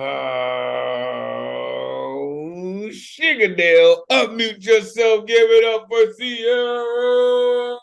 Nice. Yes, yeah. Wow. I'm sure you kicked that out in about 3 minutes, right? With those, let's get a little bit of work in there, maybe. All right. He said idioms and cliches. How many of them did y'all catch? Right? Because some of them, like, I was laughing too hard to catch them because she hit me hard with a few of them. First of all, shout out to the incomparable, may she rest in peace now, Fannie Lou Hamer, right? Sierra mentioned her quote a couple of times. She started with it and ended with it. The great Fannie Lou Hamer coined the phrase, sick and tired of being sick and tired, right? Anytime you start with that, I'm in, right? Misery loves company, and she just got custody of me. This shit's for the birds, right? I started saying this shit for the slugs because birds fly, right? Birds fly south for the winter, right? Slugs are stuck to the concrete or whatever it is, right? Asphalt, whatever, manure, deaf, dumb, and blind. It's all in my mind. Haters are my motivation, right? Some people just lack imagination. Your daddy must have been a glass maker. Oh my gosh. That one I haven't heard in so long, especially when you're standing in front of the TV like, hey, you think your daddy's a glass maker? Get your, if you don't get your, yo, I love that one. I love that one. For real, I haven't heard that one in quite a while. Light at the end of the tunnel, right? Labeled inferior like me. So many great memory lanes right there that you just took us on. Thank you, Sierra. Make sure you listen, like she said, right? Y'all have inspired her, or we have inspired her to get social media, so make sure you're plugging in. Appreciate you for being a mainstay, for continuing to come through and rock with us. Appreciate you. All right. Coming up next, yo, straight from the West Coast, gray beards in the building. This brother, listen, this brother comes through, and I love when poets have their flow locked in. This brother here is, he comes through and is so damn cool with it. Again, like I said, shout out to gray beards in the building. The one and only Subject Matter is here, y'all. For real. If you're not familiar with Subject Matter, you about to be delighted. Let these folks know where they can find you online. Shout out to LBC in the building. You know what it is. Take it away. What's up? What's up? I'm just enjoying everybody. I'm just thankful for y'all sharing your energy with me, man. It's just like so dope. And yeah, and I had a flashback from my mom, because my mom used to tell me that all the time about your daddy ain't a glass maker. Get from in front of the TV. Oh man. I was cracking up, man. But I'm just loving everybody, man. Thank you for the opportunity to work out in your lyrical gym. And I'm gonna give it. I don't know the theme, but I'm just gonna give you something that I got that I usually do about this time of year, and it's sort of like straight up no chaser. So I hope I don't offend anybody. If I do, I apologize up front.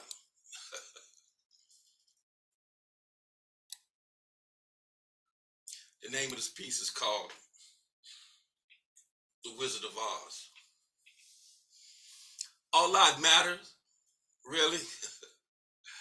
Indigenous red lives witness white lives running bare and starving upon their arrival to the New World, Roanoke. Red lives demonstrated compassion and imparted knowledge to white lives, enabling them to survive and thrive in Jamestown. Red lives played a crucial role in kickstarting what we now refer to as manifest destiny. To show their appreciation, white lives had blue lives and escort red lives on a trail of tears. And out of the goodness of their hearts, blue lives gave red lives blankets infected with smallpox to keep them warm. 77 years ago, their forefathers legislated that black lives be enslaved, hunted down, beaten, sex trafficked, auctioned off. Families were torn apart, never to be joined again. No, this wasn't Hitler's Auschwitz death camps, nor Russian gulags, nor Cambodian killing field. This occurred right here in the land of the free. And by the way, Jim Crow never died. He still hovers above the heads of black lives, pecking and pecking and pecking and pecking. There's a dissonance between their constitutional political campaign rhetoric and reality. We hear them behind closed doors. Those red lives just won't die. Put them on reservations and Drop them to their wounded knees. Keep your boots on the necks of those black lives. They make good ornaments for the branches of strong trees. Pink lives should be barefoot and pregnant. And in the kitchen, our numbers are decreasing. We must control their wombs. Oh, say, can you see? Those brown lives are taking our job. Separate them from their babies and put them in cages. The rainbow lives were categorized correctly on the DSM's pages. If there isn't a bucket of gold coins at their feet, rainbow lives should all burn in hell. I'm getting discombobulated with all these thoughts inside my head of examples and samples. I know I'm starting to ramble, but ADHD causes me to have flashes of the preamble. And I see we the people, but we the people see they're the people hiding behind star-spangled banners, feverishly turning gears to keep us divided and conquered. No. Socialism, nor communism, nor capitalism seem to be the problem. The problem is that all lives don't matter. The problem is their lives. That's that piece. Oh, I told y'all this dude does it. Unmute yourself, give it up for subject Yeah, that was deep. Subject That matter. was Welcome back. It's been too long. Amazing. Yeah. Bro. Yo. Like I said, shout out to LBC in the building. Shout out to West Coast. Shout out SoCal. So much. Shout out to Griot Cafe. Shout out to Graybeards. I love what you do, man, because of your enthusiasm, the passion with which you write things like this. Right? I get excited. Folks who know me know I get excited when I hear stuff like this. You know what I mean? I've always been a crazy activist, right? I've always been a revolutionary. So when you come at me with, oh, they were infested with smallpox to keep them warm, like, yeah, that sounds like the oppressor. Sounds like some things they do. Jim Crow never died. I've been telling my students lately, Jim Crow has been resurrected. And I don't know if y'all know that. Jim Crow has been resurrected in Mississippi. It's back. And they're trying to put lynching back on the books. Right? So to all the poets under the sound of my voice, shout out Zomkonto watching on social media. We got work to do, y'all. For real. Jim Crow is back in the building. For real. Like, but like subject matter just said, he never died. Just pecking and pecking and pecking just over Black lives, right? Because those red lives just won't die, right? And you just, drop them down to their wounded knees and push them off to the reservations, right? We must control their wombs. We must control their wombs. I'm not really sure if you're talking about America or the war that's going on between Israel and Palestine. Because the hostages that were just released, I believe, were women and children. Little kids. Right? Control the womb, you control the future. Keep us divided and conquered. Yeah. The preamble. To keep us divided. It's all by design, folks. It's all by design. We know this, right? But I believe it's our charge as poets to remind the rest of those sleeping minds, right? This is what's really going on, folks. I could really care less.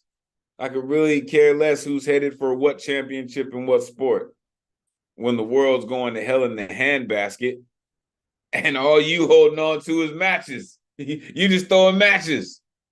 Appreciate you, subject matter. Truly for what you do. All right. Coming up next, this incredible poet I like to call not just Mississippi. Woo! Tell him Michael Sandler, Jim Crow's coming back, not just Mississippi. This next poet I like to call the Iron Chef of poetry because he always serves up something delectable. Whether he's talking about food or not, this Iron Chef will always entice your taste buds for poetry. The one and only Generalissimo is in the building. Let these folks know where they can find you online, Generalissimo. It is always great to see you and hear you. Please take it away. Thank you, Elemental. I'll put all my stuff in the chat afterwards. I have 2 poems, so I'll just get started. The first is called Why I Have an Aversion to Spiral Staircases. I recently helped a friend move into a house with a spiral staircase. The spiral staircase extended past the floor it stopped at, continued through the ceiling and roof, and climbed its way through the stratosphere to the moon. When I returned, I tracked moon dust onto my friend's antique Turkish rug that crossed the Atlantic with his great-grandmother. How could I explain to him that while he was unpacking spatulas and books, I learned the moon was not made of cheese? Luckily, I had brought a bounty of goodies from the farmer's market to divert attention from the fact that I might slip myself a magic mushroom or 2 before the sun sets.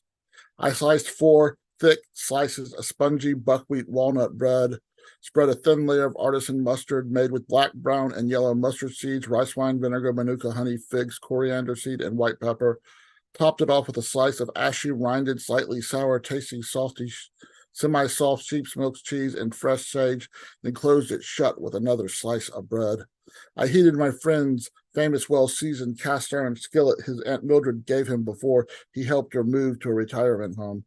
Aunt Mildred used that skillet to win 4 blue ribbons for fried chicken at the county fair in Tullahoma, Tennessee.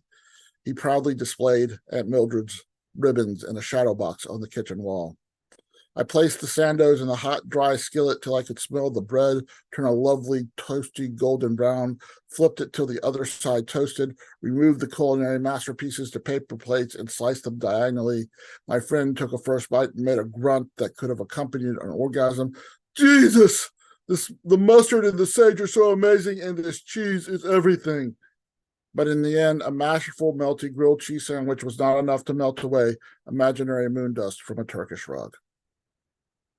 And this next poem is called Ganache. I have never been a chocoholic. I do prefer dark chocolate to milk chocolate, but I prefer white chocolate to dark chocolate. And then God created Ganache. Just say the word, Ganache. It's mandatory to stretch out the SH sound at the end of the word.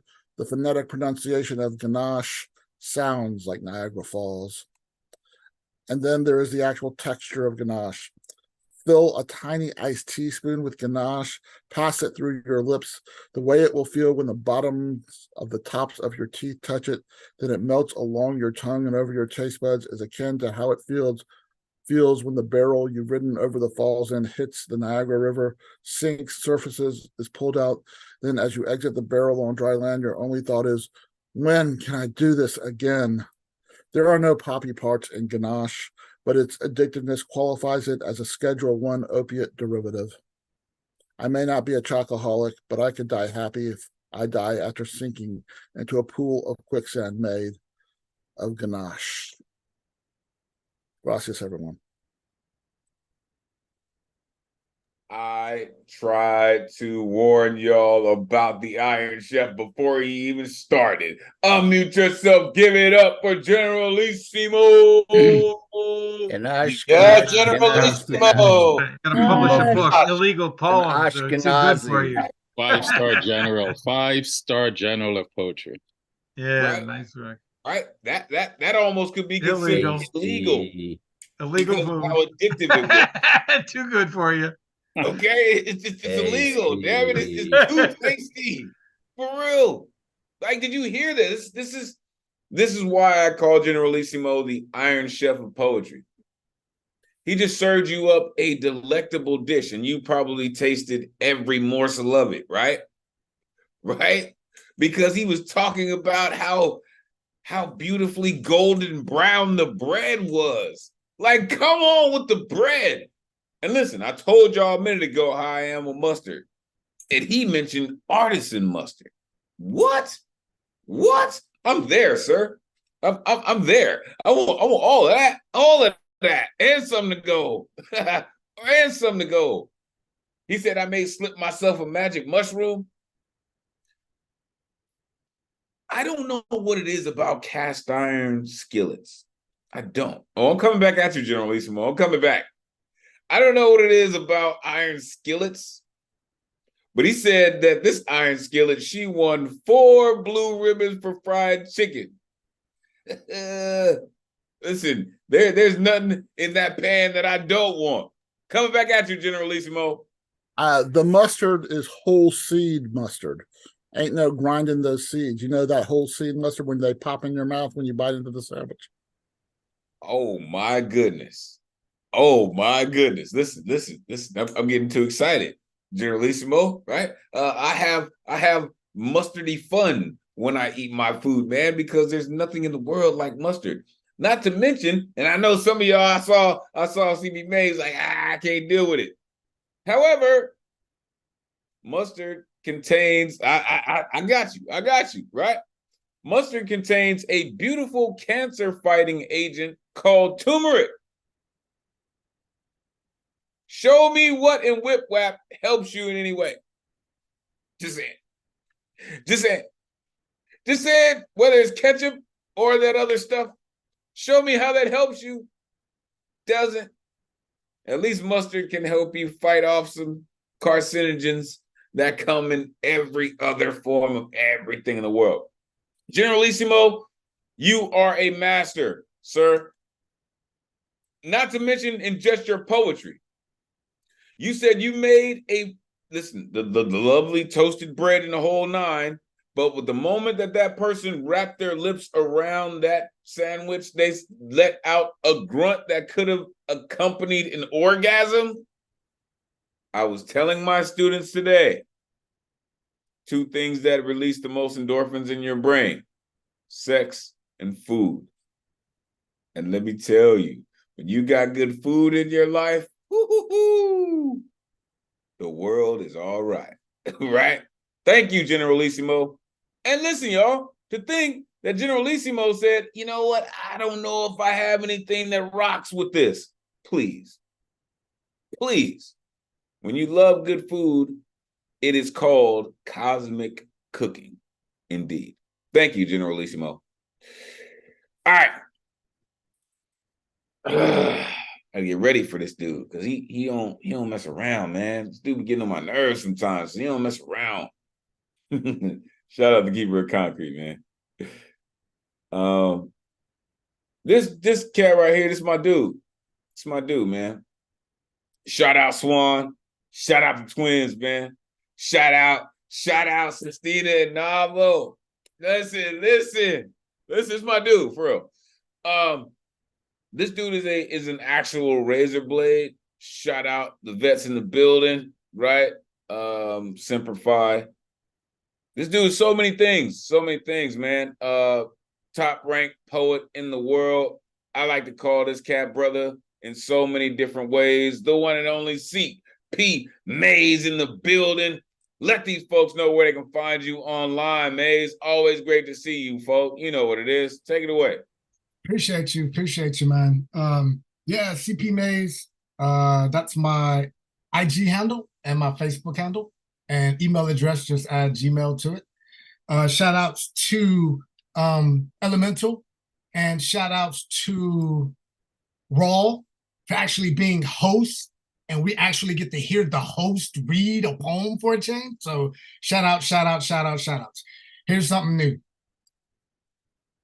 I won't live long enough to watch my goddammit, why won't you just give up into going down without a backroom brawl, slugfest, fist fight. Hey, too much pain. Just go ahead and tell this can't be life, that believing in death died the moment we realized that the devil was a lie. Yesterday, a year-long argument with myself ended up in the fist fight with maybe if I tell my I love yous to go fuck themselves for long enough, by and always remind myself that I'm a child of God, will stop living like the Bible's just a book club for losers. The wind was blowing, tell me you love me across the promise me you'll never forget that these are not bookmarks or birthmarks, darling. Heaven just left hickey marks at the nape of my neck, tender satin scarf, French kiss of fine art flesh. The street lights were eavesdropping on our halos. The streetlights were wondering why the skyline was wondering why I can't seem to hold contact with constellations anymore. I was palm wandering across the universe of untangle me breakdowns. I just want God to give me shortcuts on the side streets, or better way, highway directions on how to find my way back to his house again. Breathe the scent of your swirling rose petal summer skin, candle lit, lovers spit all over my sometimes I just read you wrong, and I'm sorry for that. Sweetheart, my so sads are so sorry for my so often, I'm so often so sorries are so sorry for that, and I'm so sorry for how my hands maneuver across the curvature of your table of contents body, bookmarking my past mistakes, lost like looking around for any next chapters. I'll be blessed by, please let me be in the manuscripts of your dot. You thought you could break my heart's language was a novel idea. But I'm fluent and you know me better than that. I know everything. I know everything. I know how your self-esteem was makeshift, built from one part. I need confidence in myself. 2 parts, blown out lit candle. You can never trust your heart to keep you honest. Out of 1 port, quit playing with my passion like it's stupid, and 2 pints of throat punch me. I'm a you can't hassle, a castle with no drawbridge.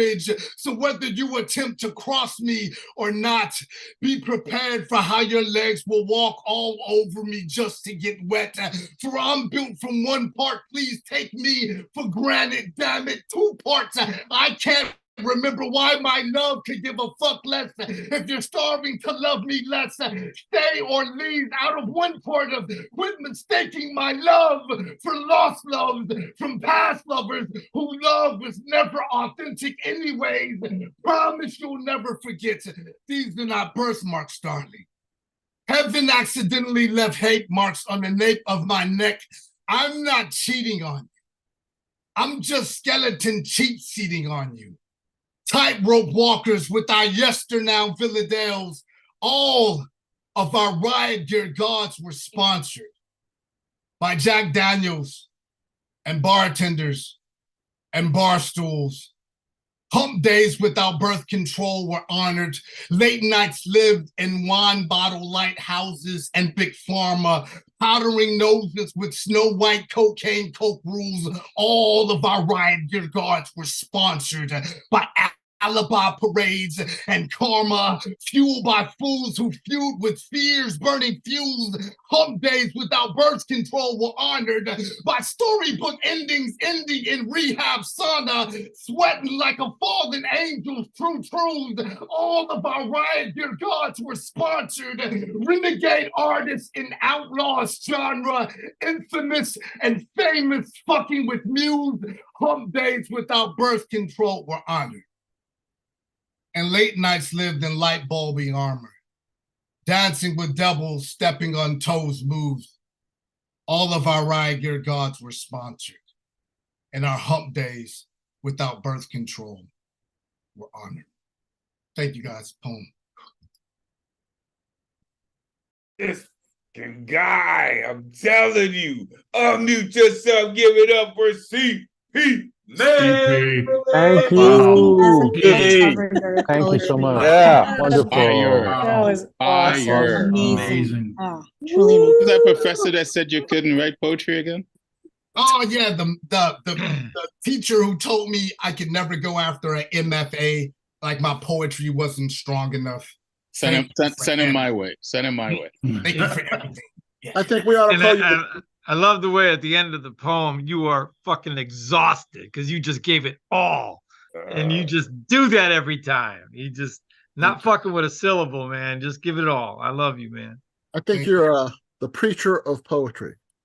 Come on, Generalissimo. Oh, sounds like a new name. I know, right? I'm gonna like find your new my name. poems are gonna be tax-free poems, baby. The preacher of poetry, tax-free poems for everybody. Yes. Okay, tax-free. Okay, tax-free. We gonna have to have communion around your ass because we need to bless this space because of all your blasphemous, beautifully blasphemous sections of what you do, because you got angels and demons on both sides. Like, I know I'm not supposed to funk with you, but Maze is ripping, so I gotta be here. like Maze is like Switzerland, right? Like, everybody come to hear Maze, man. Ghouls, goblins, you know what I mean? Talking mad trash to the gargoyles, right? The cherubs over there trying to sip cherry soda and shit, and the gargoyles like, it's just Maze. What you do, folk? What you know that? Right? The moment we realize the devil is a lie. Tell my I love yous to go fuck themselves. Come on, man. Come on, man. You can't do shit like that, Maze. Like even the page, even when you're writing on the page is looking back at you like, really? Really? That's what you're gonna say? Really? Really? Okay. Why I can't seem to hold contact with constellations anymore. Right? How to find my way back to home, to his home again. Right? Lover spit all over my sometimes. You can never trust your heart to keep you honest. He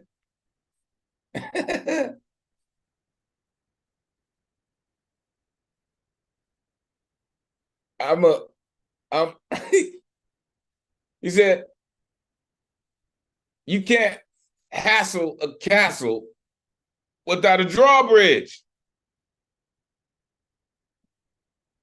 Stop mistaking my love, right? Wine bottle lighthouses, right?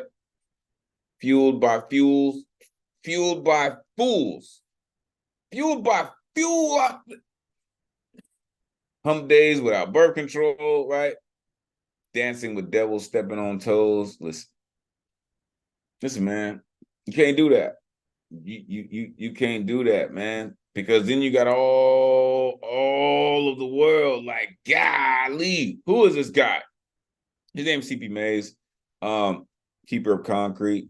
Shout out Concrete Generation. This dude is serious business. Appreciate you, Maze. Appreciate you. Again, shout out to fam. You will hear more from folks. Take care, daughter of Krypton. Hope all is well. Coming up next, crazy. Coming up next, a new voice has arrived. 191 weeks in, and here we are, continue to do our thing. The one and only Levon Robinson is in here.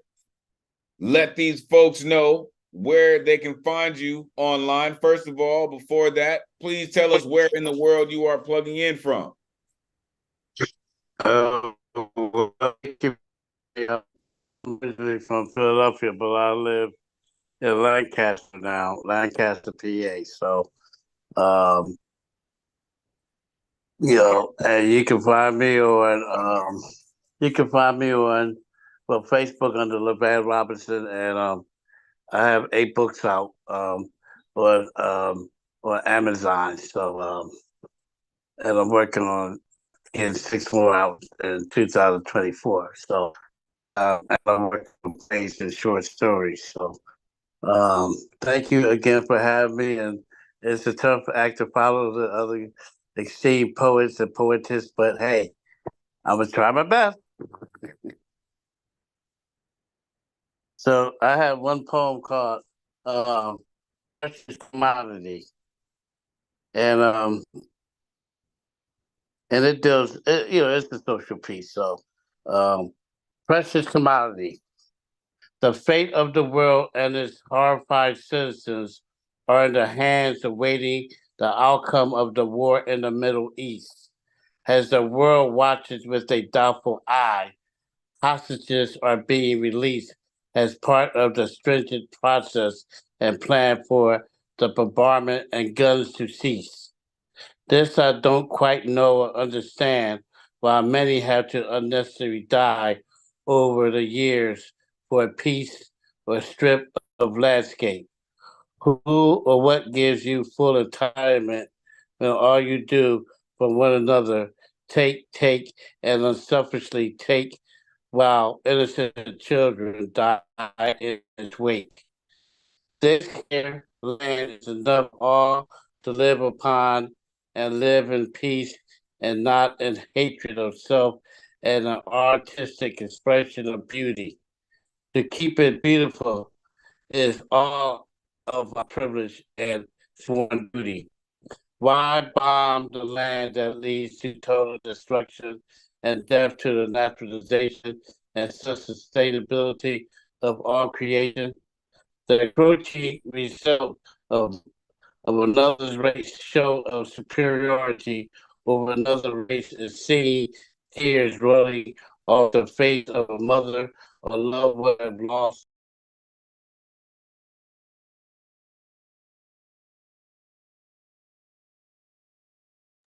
Yo, did we lose him? Oh, no. No. Yo. So if we can, we may not be able to get him back, but please unmute yourself. Give it up for LeVon Robinson. Yeah. Liking the sound of that. Welcome. Yeah. Right. Welcome indeed. Right. I do hope that they're able to plug back in. Thank y'all for that. Really thank y'all for that. I know it's rough, right? Sometimes this interweb falls apart and it doesn't want to hear from us. But thank all of y'all for staying dedicated and locked in with us this evening. We only have a few more poets to go, 6 to be exact. And he's able to come back in. We will get back to you, LeVon, because I definitely want to hear the end of your poem. Coming up next, I have had the pleasure of rocking on this gentleman's platform. Oh, and I will get back to that. First of all, shout out all the hosts, as my man May said. Right? Real quick, before I move on to Raw, let me just make sure I shout out my man Mays, host of Bottoms Up every other Sunday, right? Every second and fourth Sunday, hosted by the Poetry Global Network. Make sure you are plugging in with PGN and CP Mays. Now, the one and only Raw James is in the building. He is the host and curator of Inspired Word Poetry Corner that I've had the luxury of featuring on, and some of our community members have featured on as well. Let me tell you about this pilot. He flies an immaculate aircraft anytime you are rocking in his airspace. He is an intellectual, and he is a poet's poet. The one and only Raw James is in the building. Let these folks know where they can find you online. It is always a pleasure to rock with you, brother. Please take it away. Always good to be in your atmosphere, brother. Good to see you. CP, keep rocking. Bottoms Up, I'll make it there, because both our shows are on Sundays, but I think we alternate. So I'll get there. But yeah, I'm hearing good things about what you're doing. So, and to all the other poets, blessings. Just know I love you all. There's been a lot said tonight, and I'll just throw this 2 cents in. One of the greatest tricks the devil's ever played was to convince the world that the devil doesn't exist. What that really means is maybe the devil has convinced us that good is evil and evil is good. You figure that out. Because maybe what we think we know is not what we really know. Job 1:6 said, and I'm paraphrasing, when God called home all his angels, even Lucifer showed. I'll leave it at that. I have two I'd like to share with you. New shit and some not so new shit, but yeah, I'll leave it to you what you choose to do with it. This first piece is called, right now I'm calling it, I Just Do It for the Poetry. I live for the poetry, as my every breath inspires the unseen. In the chaos of wandering mind, hope clings to the metaphors of life. They arise from the ashes of suffering, my pen at the ready to tame battered dreams. It spotlights the ignorance of my knowledge, for all that I know is but the tip of the iceberg. I'm a vessel that transports the imagination into a symphony mightier than the sword. Under a pale moonlight, the page is featured as words spew impatiently without regret. Into a garden of stories that no longer lingers. Each verse is like a fire that purifies the ink, sprouting roots in the soil that subdue pain as the fruit bore casts spells of attention. I'm from the ethers, here to bring forth stories, answering the call ascribed to the lexicon. A warrior poet, sword and pen in hand. Shit, I just do it for the poetry. End of piece. And this last piece I call Nirvana's Cradle. I offer the following without expectation, for these are the words of an unfettered man. At peace in the at peace in the oasis of my mind, my Brahmin essence nestled in Nirvana's cradle. Asleep in the emptiness, I awoke from a dream into this cosmic harmonic dance of light and dark. My past echoes my karma, powering the winds of change. Through charted moments, the doors of possibilities open. As I step into a calling, the battle for closed minds, amidst the lust-filled linger of suffering souls, I've purged the plague of my mental slavery to liberate the inner art that reveals my glow. My mind's eye, a motif of alternative realities, as each heartbeat a flash of consciousness. Within new clarity afforded, I cherish being alone as I embrace all memories, even the ones forgotten. In freedom's revelation, wisdom flows as the bearer of life, the creator of moments. In the mirror, the man, my actions reflect truth. To rise out of the ashes, a beacon of inspiration. I am the power within my truth, renewed vigor in duality's realm. I venture forward with love as my light. My ego guides this vessel through the yin and yang of permanence.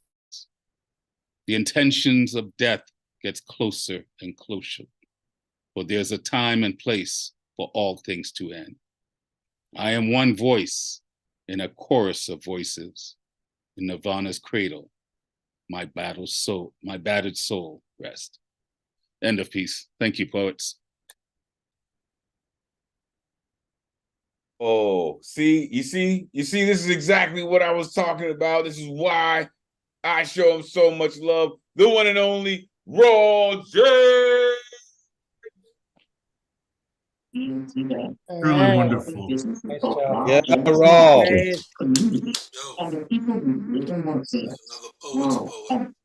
Yeah, another poet's poet. Another one, right? Another one. Indeed. And he loves dancing out on the high wire. I love that. Oh, I love that you even said that, CC, for real, right? Dancing on a high wire, indeed. But confidently and comfortably high on said high wire. Said, I live for the poetry in the chaos of wandering minds, right? At the ready to tame battered dreams, a vessel that transports imagination. Each poem is a fire that purifies the ink. Said he's a scribe to the lexicon. Coming at you, Maze. What's good? I think besides yesterday, like one of the things I'm gonna walk away from tonight is a part in your poem where you said, words spewed without a moment of regret. They say that it's divine, like, connection. When people wrote the books of the Bible, it was just divine connection between you and a higher power, and they just wrote it out. Like, I think our words spew without a moment of regret. That's us channeling a higher power again. Like maybe the poetry gods, maybe it's the brainstorms, maybe it's the inspiration. But if we could do it without a moment of regret, there's no difference between your last poem and the book of Genesis, bro. Like it's all divine, it's all divine interpretation. So thank you for that. Listen, church up in this building. Listen, poetry, in my opinion, is next level spirituality. Because we become conduits through which the great creativity speaks. Doesn't reach everyone because everyone isn't open to it. But those of us who are, when we get that download, we can only hope to keep up with the information. Serious, all of us. We can only hope to keep up with it because it downloads so fast, so heavy. A waterfall has nothing on the download that we get from the universe as conduits. It has nothing, truly. It is. However, these things, and you see all these poets in here, all these boxes, these things on all these poets, they're built for that, to hold up that knowledge and that information and that inspiration, right? As we're all said, right? The doors of possibilities open. You purge the plague of mental slavery. When you start opening the gates of creativity and you become that beacon of inspiration, then the universe knows that they can just download all the creativity into you. That's when you're really getting to somewhere. Appreciate you, Maze. Appreciate you, Raw, for sharing your incredible artistry with us and your incredible insight, right?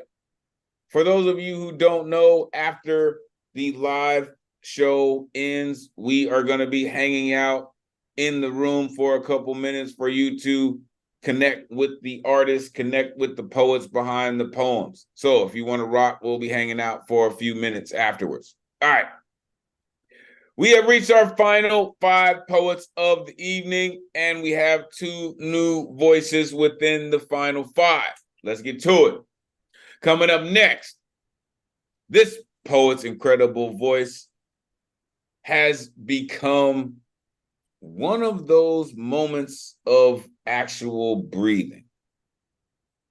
Sri Lal has continued to come and share her poetry in a voice that is beyond refreshing.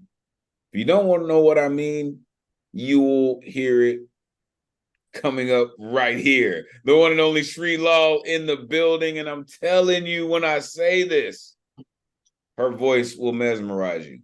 Thank you for being here. As always, we look forward to what you're going to share with us. Let these folks know where they can find you online. Great to see you. Please take it away. Thank you, Elemental, and hello, poets.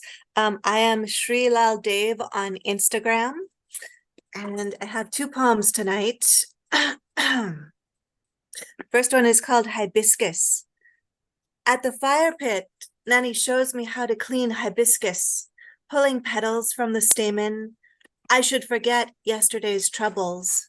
Still, a mind dances and flickers like any insatiable blaze or dia in the wind. How many of us can tell the truth from a vibrant dream? This waning life, lucid by day and night.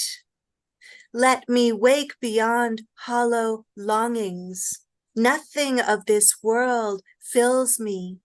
I ask again, will you light this temple before night falls? The next piece is called Spice Garden.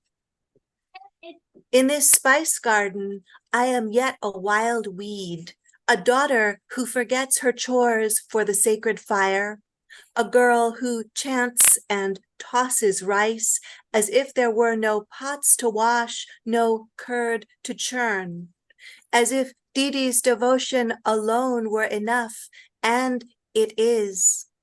She is the marigold garland about a father's neck. She is the ruby pot at a mother's feet. Yet at the day's end, the stairs swept and the cows fed, I rise from the waters of the Periyar River. Wait until night falls and the full moon shows her silver face.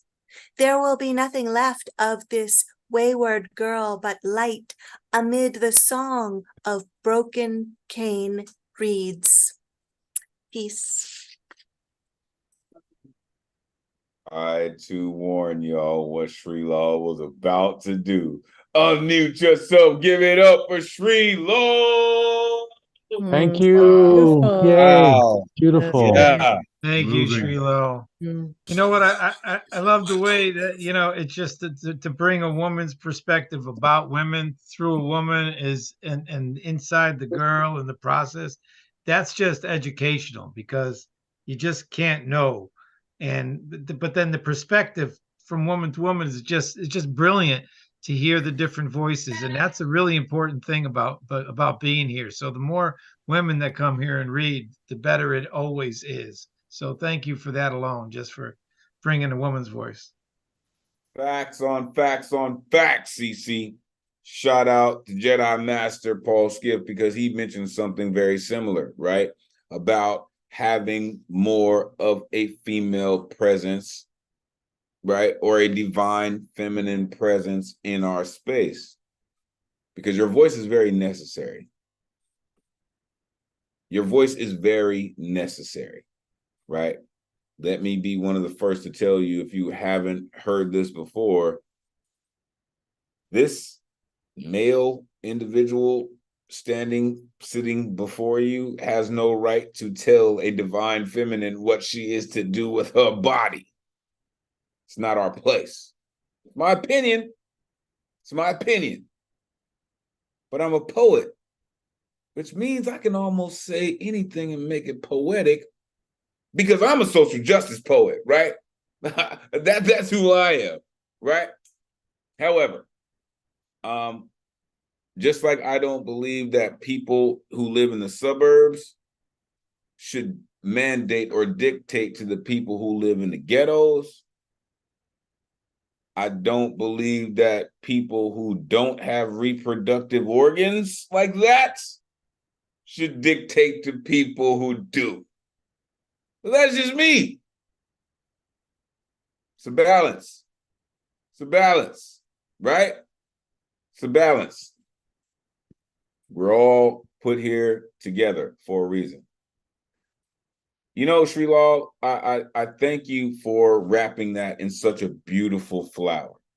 And this is why I believe that the divine feminine presence in our community is so important, right? Because we, as the male species on this planet, are focused on being the most aggressive because we are the hunters, right? but the delicate balance of the gatherers makes it worth it, right? Like you have a big slab of cow sitting on your plate. What is that going to do? Not much compared to all the things that the balance brings to you, right? All of the other things that come along with that to make it a balanced, wholesome piece of information. And that is all that Monday night is a balanced piece of information brought to you by the world's greatest poets. But I'm biased. I'm biased. You know what I mean? I'm biased. I'm the host. I get to hang out with y'all every Monday. You know what I mean? But y'all are incredible. Like, biased or not, y'all are incredible. Will you light this temple before night falls? I love how you do that, Sri Lal. Truly, I love how you just you paint pictures of actual scapes that people can see. So thank you, right? Even in Spice Garden, you said she is the marigold garland around her father's neck. Even something like that, right? It puts you in that perspective of not just the flower, but the people involved. So thank you. Thank you very much for sharing your incredible artistry with us. I appreciate that very much. Final four poets, folks. Thank you for rocking with us. As I said, after we end the live stream, we're going to hang out for a few minutes so you can talk to these poets. Coming up next, I get to yell at this gorilla poet right here. And mainly because it's been bananas all night, so I get to yell at the gorilla poet. This makes sense. I actually had the pleasure of hearing this next poet play Chopin. And he's like, yeah, you know what I mean? It's cool. I'm going to play some Chopin real quick. And he happens to be our resident micro triptych travel agent, the one and only Nemo Zoom in the building. Let these folks know where they can find you online, Nemo. It is always great to see you, man. Come on, take it away. Thank you, Elemental. It is truly wonderful to be here tonight. You can find my social media links at nemozoomwords.com, where you can also download a free digital copy of my book. I have a micro triptych this evening. These are pieces that I'm still working on. So they're, so here we go. Loneliness has been sitting with me lately. Sometimes he holds my hand, and there's something strangely reassuring about his cold and constant grip. Something that feels like home. That siren song of seclusion, the simplicity of isolation is so tempting. The opportunity to let everyone go and never have to say goodbye again. I woke this morning to find myself changed. My jaw is sore from grinding, but that's nothing new. I had to untangle myself from the machine that keeps me sleeping, as I do every morning. One machine to make me sleep, one machine to wake me. I won't look at myself in the mirror. Maybe I'm afraid to see my true face. Or maybe I can't bring myself to look into those sad eyes anymore. Some days the horns are heavy, and my head is bowed, and my mood is dark, and my heart feels like it will never heal. When gods meet men, they make monsters. When monsters mate, do they make a man no God would claim? I woke this morning to find myself changed. I was supposed to be the second coming of my father, a scholar or a ditch digger, he would say. but I never could sit still long enough to become learned. So when I was handed a shovel, I didn't ask questions. I dug until the work consumed me, burned me, made me ash. But embers left glowing return. Thank you. Damn it. Damn it. Damn it. Unmute yourself. Give it up for Nemo Sue. Yeah, Nemo. Nemo. I love that, Nemo, you're on your own mission all the time. And I still haven't heard you play, though. It's gonna happen. It's gonna happen.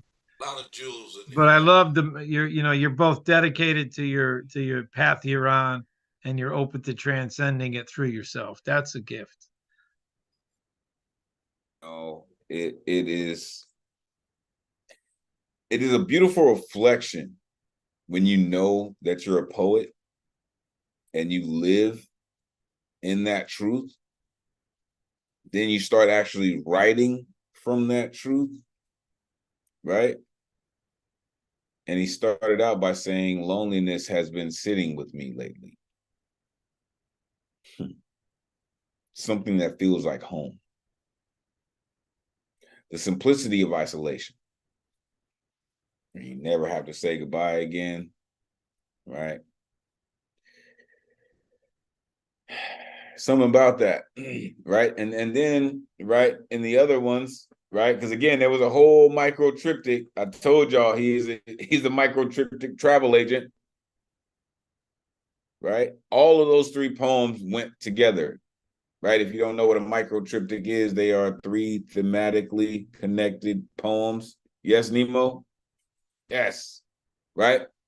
Style, man. Style on top of work, on top of words. I love our community. But again, I'm biased. I know that. But what you don't know is I'm rocking with the greatest community in the world. Every single person in here. Some people do this, but we do this. He said, so when I was handed a shovel, I didn't ask questions. I was supposed to be the second coming of my father. However, to me, sir, the line that took the cake and ate it, when gods meet men, they make monsters. Oh, man, listen, man. That could be a whole damn movie series, right? That could rival the MCU. When gods meet men, they make monsters. That's just heavy. That's just heavy, Nemo. Thank you. Thank you for sharing that. That's going to be echoing in my brain. I may even share that with my students tomorrow. That was a heavy one. Thank you for that. All right. Final 3 poets and 2 new voices in the mix. Coming up next, a new voice has joined us this evening and has felt the energy and the vibe and has said, you know what? I got to get in on this. And I love that fact. Please, sir, first of all, I don't want to destroy your name. So please pronounce your name for me and tell me where in the world that you are plugging in from this evening. Peter Manos, and I'm a Brooklyn boy, but 20 years living in Atlanta, but I still identify as Brooklyn. So Peter Manos in the building, BK in the building. Appreciate you for coming through. You have seen how this is going this evening. Let the folks know where they can find you online. Welcome to the greatest community in the world. Please take it away. Welcome. Great to hear all of you. I just posted 2 links to 2 recently published poems of mine, and the one I have for you tonight is new. It's called "The Day I Met Rumi," and a couple of years ago I had a really profound experience involving the poet Rumi, and I wrote a prose poem about it. Recently, I noticed December 17th is going to be the 750th anniversary of the death of the poet Rumi. So I took that old prose poem and redid it as a spoken word piece. And I think I memorized it. So here goes. The Day I Met Rumi. I did seem to have overstepped some bound asking the new barbershop's guy about where he was from, something I'd done merely for small talk across the mirror, really. I ask folks where they're from too easily, being from New York, and can routinely forget the sad fact here in Atlanta, being so direct isn't good manner. As he cut my hair, his hesitation led me to restart our conversation. I said, a gratefulness for immigrants went with my grandparents coming from Greece. Smiling at me in the mirror, the man finally answered, I'm from Iran. Are you Persian? I asked. He answered, yes.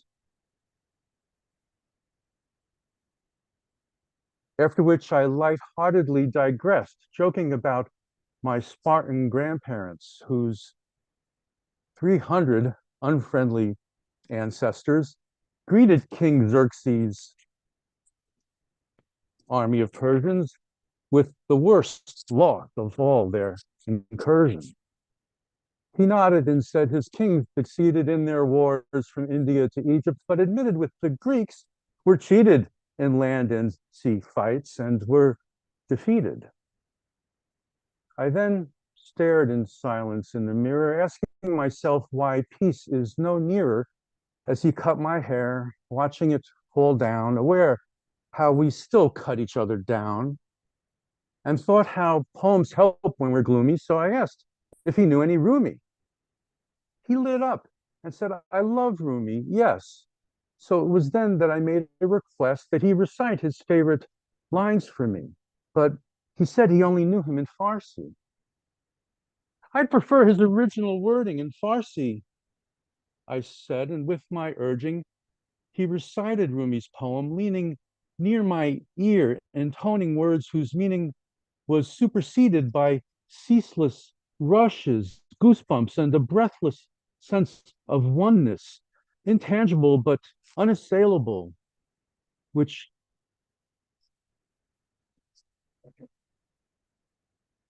pulled me syllable by syllable to something I knew no one could impugn.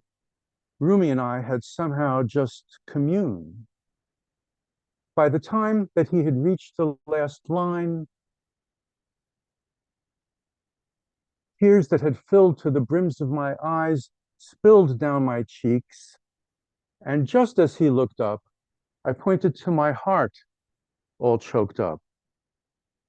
After a moment, having cleared my throat, I told him, line by line, a timelessness had passed through me with this deep sense of bliss.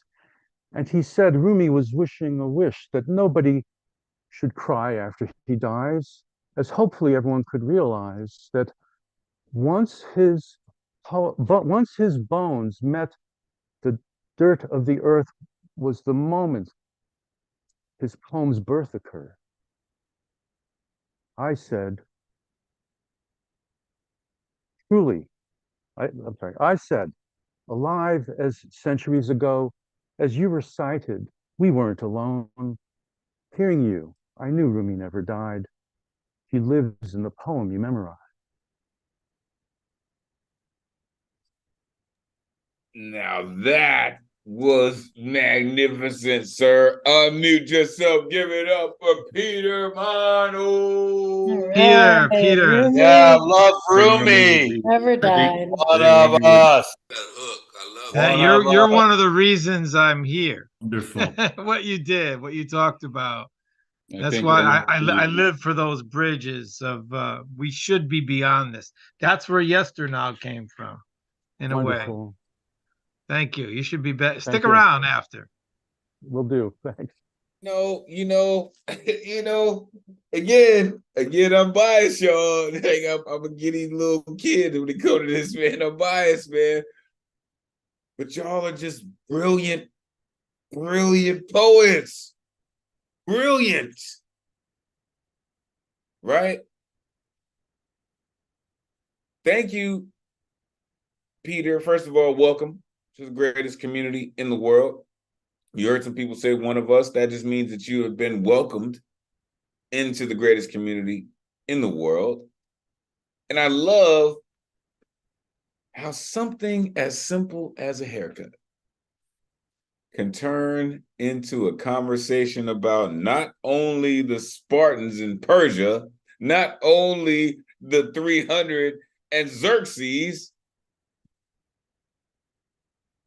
but you find your way all the way around to Rumi. And then in Farsi, what are the odds? What are the odds? And you said you were in Atlanta by way of the BK, and you end up conversing with someone in Farsi about Rumi. Poetry travels, y'all. Poetry is like the sun. It touches everything. Everything on this plane of existence, the sun touches. So thank you for reminding the world that it does. And it's poetic, right? It's poetic. He said his Spartan grandparents from India to Egypt, right? Like, the moment his poem's birth occurred, like, conception of a poem is birth. Thank you, Peter, for coming through and sharing your energy and hanging out with us this evening, right? Make sure you plug your information in the chat about how our community can connect with you. Again, you have been welcomed into the greatest community in the world. Truly, truly appreciate you for hanging out with us. Final two poets, folks. And 191 weeks in, and here comes another new voice. This poet has been rocking with us this evening, has been active, I've been seeing their expression, right? They are in this mix. Y'all, they have been focused with us and plugged in with us this evening. So please, let us know. First of all, I can see your name, but I'm really not sure about the pronunciation. So please let me know how to pronounce your name correctly and let the community know where in the world you're plugging in from. Hi, everybody. My name is Michelle Lovett, and I am in New Paltz, New York. I spent many, many, many days in New York City, daring myself going to your cafe, writing so many words and never going up and saying them. So this is my first time here, and I am going to treat you to some pie. Because I followed the directions of what tonight's about. My poem's called I Will Not Write a Poem About Pie. A poem decidedly not about pie. If this were a poem about pie, it would delight all the people and all the children. It would help us grow and make us healthy because fruit, right? I'd have to include a trigger warning if I were writing a poem about pie for the dieters, the G-free folks, and the vegans, because there's something about butter and right to the thighs. But surely I don't mind, because obviously I have to eat a lot of pies if I want to write about them. If I wanted to write about pie, which I don't, because this is not a poem about pies. I wouldn't write a poem about pie, because what if it's all full of pumpkin and whipped cream and slapstick and it winds up in my face? Or what if some genius decides that my poem about pie is actually some kind of math, because autocorrect, and they start analyzing and measuring the circumference and diameter of my meters? What if they try to use my poem to start proving new mathematical theories and such? That would take all the fun out of pie eating for the rest of my life, because numbers are dumber than pie. But wait, if my pie poem was mistaken for a pie poem, could get published in some super prestigious journals. It might make my parents happier having a published mathematician of a daughter rather than a round pie eating poet of a girl. So Okay, I'm definitely not writing a poem about pie because I learned long ago not to try and please my parents, especially by proving that I'm clever and mathy. And I'll never be one of those people who cares about numbers, the size of things, and what scales say. So, no, no matter how you slice it, sorry, I don't think I'll ever write a poem about pie, especially while young girls still starve themselves and middle-aged moms feel badly about their bodies because of pie. And someone told them they shouldn't eat it and they should be good if they know what's good for them. And some people said that bodies of girls look beautiful only skinny and it's their own damn fault if they can't achieve thinness. I do sometimes blame pie for all this nonsense, even though, of course, that's ridiculous. Anyway, as long as fat shaming and bulimia are still existing, I won't write any pie poems. Unless you can all fully digest my message that bodies are all miraculous, especially girl bodies, and big ones too. Until you all clearly hear that pie is only goodness, and we all believe that no pie or cake or second or third helping ever makes us weak, I won't pen a poem about pie. And the sour cherry on top, sorry again, is that some people think that pies just live in the sky, and that is pure blasphemy. And for that reason alone, this poem is not about pie. I mean, what kind of a message is that? That we really can't achieve our goals, dream our dreams, reach for it all? Ridiculous. My years taught me better than that. And all the pie I ever did eat, all the blueberry-filled graham crackery goodness, the boysenberry and apple cinnamony pecan warmth of pie-eating hugs showed me that thick or chewy, thin or salty, sweetness matters. Delight is necessary. And if I'm going to write a poem about pie, and I'm not, it better teach something, inspire someone, and it for damn sure better be edible. You damn right. What good is a pie if it's not edible? Unmute yourself. Give it up for Michelle. Michelle, I eat every pie without regret. Wow, Michelle, that was spectacular. That was brilliant. That was. Love that. I love the If your parents don't like it, I'll adopt you. This is homemade. This is homemade. Are you looking? Oh, come through. That was brilliant. That was a brilliant piece, Michelle. Well done. Felt like you invited Well us into done. your head. Wow. Listen to your conversation.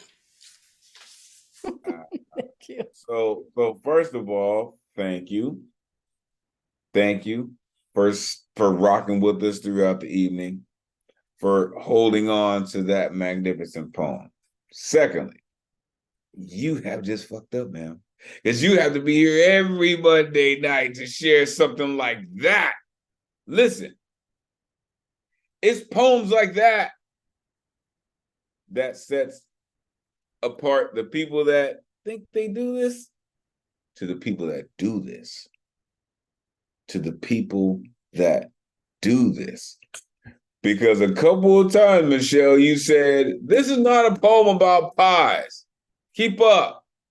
This is not a poem about pies. Even though it's full of pumpkin and whipped cream and slapstick, it's not about pies. Right? Using my poem to prove mathematic theories. You almost sound like your parents were mathematicians, right? And all they wanted to do was talk about numbers, right? You're like, I want to live in a world without numbers. No, numbers are the only thing that matters. I get it. Right? You said a round pie eating poet of a girl. That is so adverse to mathematic parents, to people who want to stay in a tight little box. A round pie eating poet of a girl. They don't know what to do with you, ma'am. They have no idea what to do with you, right? However, there are people who deal with crazy things, right? People who deal with very biological things. It's their own fault. They can achieve thinness, right? Fat shaming. Bodies are all miraculous. And I'm thankful you said that. Bodies are all miraculous. Especially girl bodies. And the big ones. Oh. Saying. One of the most magnificent things that the Most High created was divine feminine energy. My own personal belief. I'm sorry. It's my own personal belief. My own personal belief. So thank you, Michelle, for sharing that with us. All the pie I ever did eat. Right? Delight is necessary. It 100% is. And so is sweetness does matter 100%. Thank you for adding the sweetness to the end of our night, right? So much of it happens in the beginning of the night. So many people are excited to be here, and you see how many people are left. And I think that's important because the people who are here are not about just because, hey, I'm here just because. The people who are here are because they truly, truly love what we do. So thank you and welcome, and find yourself here every Monday night. Truly appreciate you. Make sure you're plugging your information in the chat so the people can connect with you. All right. We have reached the closer of the evening. And again, as I said, we're going to hang out a couple minutes after. We're going to hang out and have a little group session just to say, hey, you know what I mean? Meet the poets, if you will, converse with your community members.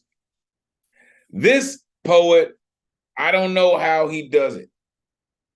You know, early on when the online open mic started, there was really a lot of folks, really like mainly like 2 or 3 folks who always found themselves in the top spots. And we would always wonder like, yo, how are you doing it? How do you always get the #1 spot? How are you always in the top 5 every single time? But completely opposite of that, this next poet always seems to find himself at the end.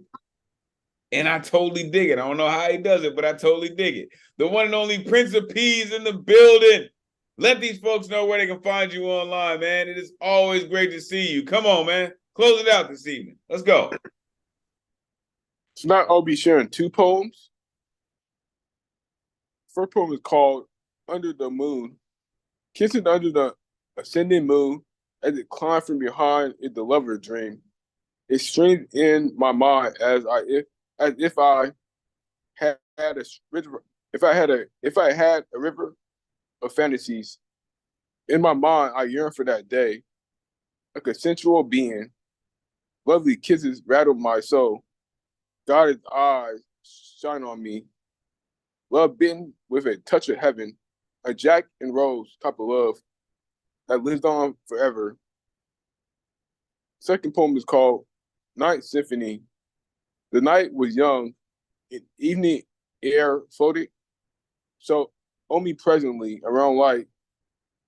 All around was darkness, glimpses of the light shine through the small cracks in the sky. It's the light from the moon that ascends nightly. It's the light from the moon that ascends nightly soaking in the quiet symphony of air. This same symphony tames my racing mind as I sit under the moon. As the symphony waits for the moon to ascend, it blankets the sky. Poem. What? I'm telling you, that's how you do it. That's how you do it. Unmute yourself. Give it up for Prince of Peace. Yeah, and the Right symphony yeah. waits for the moon to ascend. You said that? And the symphony waits for the moon to ascend. That's pretty. That's what I heard anyway. You heard that too, huh? Yeah. I see y'all. I see y'all. You take perspective and just blow that shit up and give it a brand new one. That's good. Never mind reality. That is the charge of poets, folks. That right there, right? We take what the universe gives us and we turn it into poetry, right? A blade of grass is just a blade of grass until it becomes a soldier in the army of holding down the soil, right? A blade of grass is just a blade of grass until it becomes a soldier, until it becomes a warrior, right? This is what I love about poets, because this is what we do. We do it on a regular basis, right? He mentioned Under the Moon, right? The lover's dream, right? If I had a river of fantastic, that's just beautiful, right? If I had a river of fantastic, it would probably flow in the name of you, right? Like I just love stuff like that, right? When you're being poetic because you can be, it's something about that. It truly is. And then the Night Symphony, right? No. In the first poem, you said lovely kisses that rattle my soul. Whoo! This, you got to be careful. When someone kisses you and rattle your soul, you might not ever get rid of them. Ever. It's a rough one. And then a Night Symphony, right? I started out in an orchestra, so I truly, truly love a symphony. It's something so very magical and powerful, yet delicate about a symphony. I was delighted by the New York Philharmonic in the summertime this year, and it was magnificent. Really, it really is something about that. Thank you, Principe, for always coming through and holding down, the bottom part of the line. Really, really, truly, thank you for that. Shout out Mr. Speaker, also, who wasn't able to make it this evening. Listen, we have reached the end, y'all. I can't really thank you enough. Make sure you are plugging in. Go to newyourican.org. Get your merch. Make sure you are plugging in with all of the incredible shows that are going on. As I mentioned earlier, next week, we are going to be dealing with seasons change, right? Of course, the Megas is, listen, this is what we do, y'all, right? Elemen2al.com is where you can find me, newyourican.org. Plug in with the team, plug in with the squad. Shout out C4, shout out Ron Mark Thompson. Shout out every single poet who touched the microphone this evening. I thank you. I love you so much. You have been rocking with the dopest host in the business, with the hypest community in the world. I thank you all so very much. We are going to end the night like this. Until we meet again.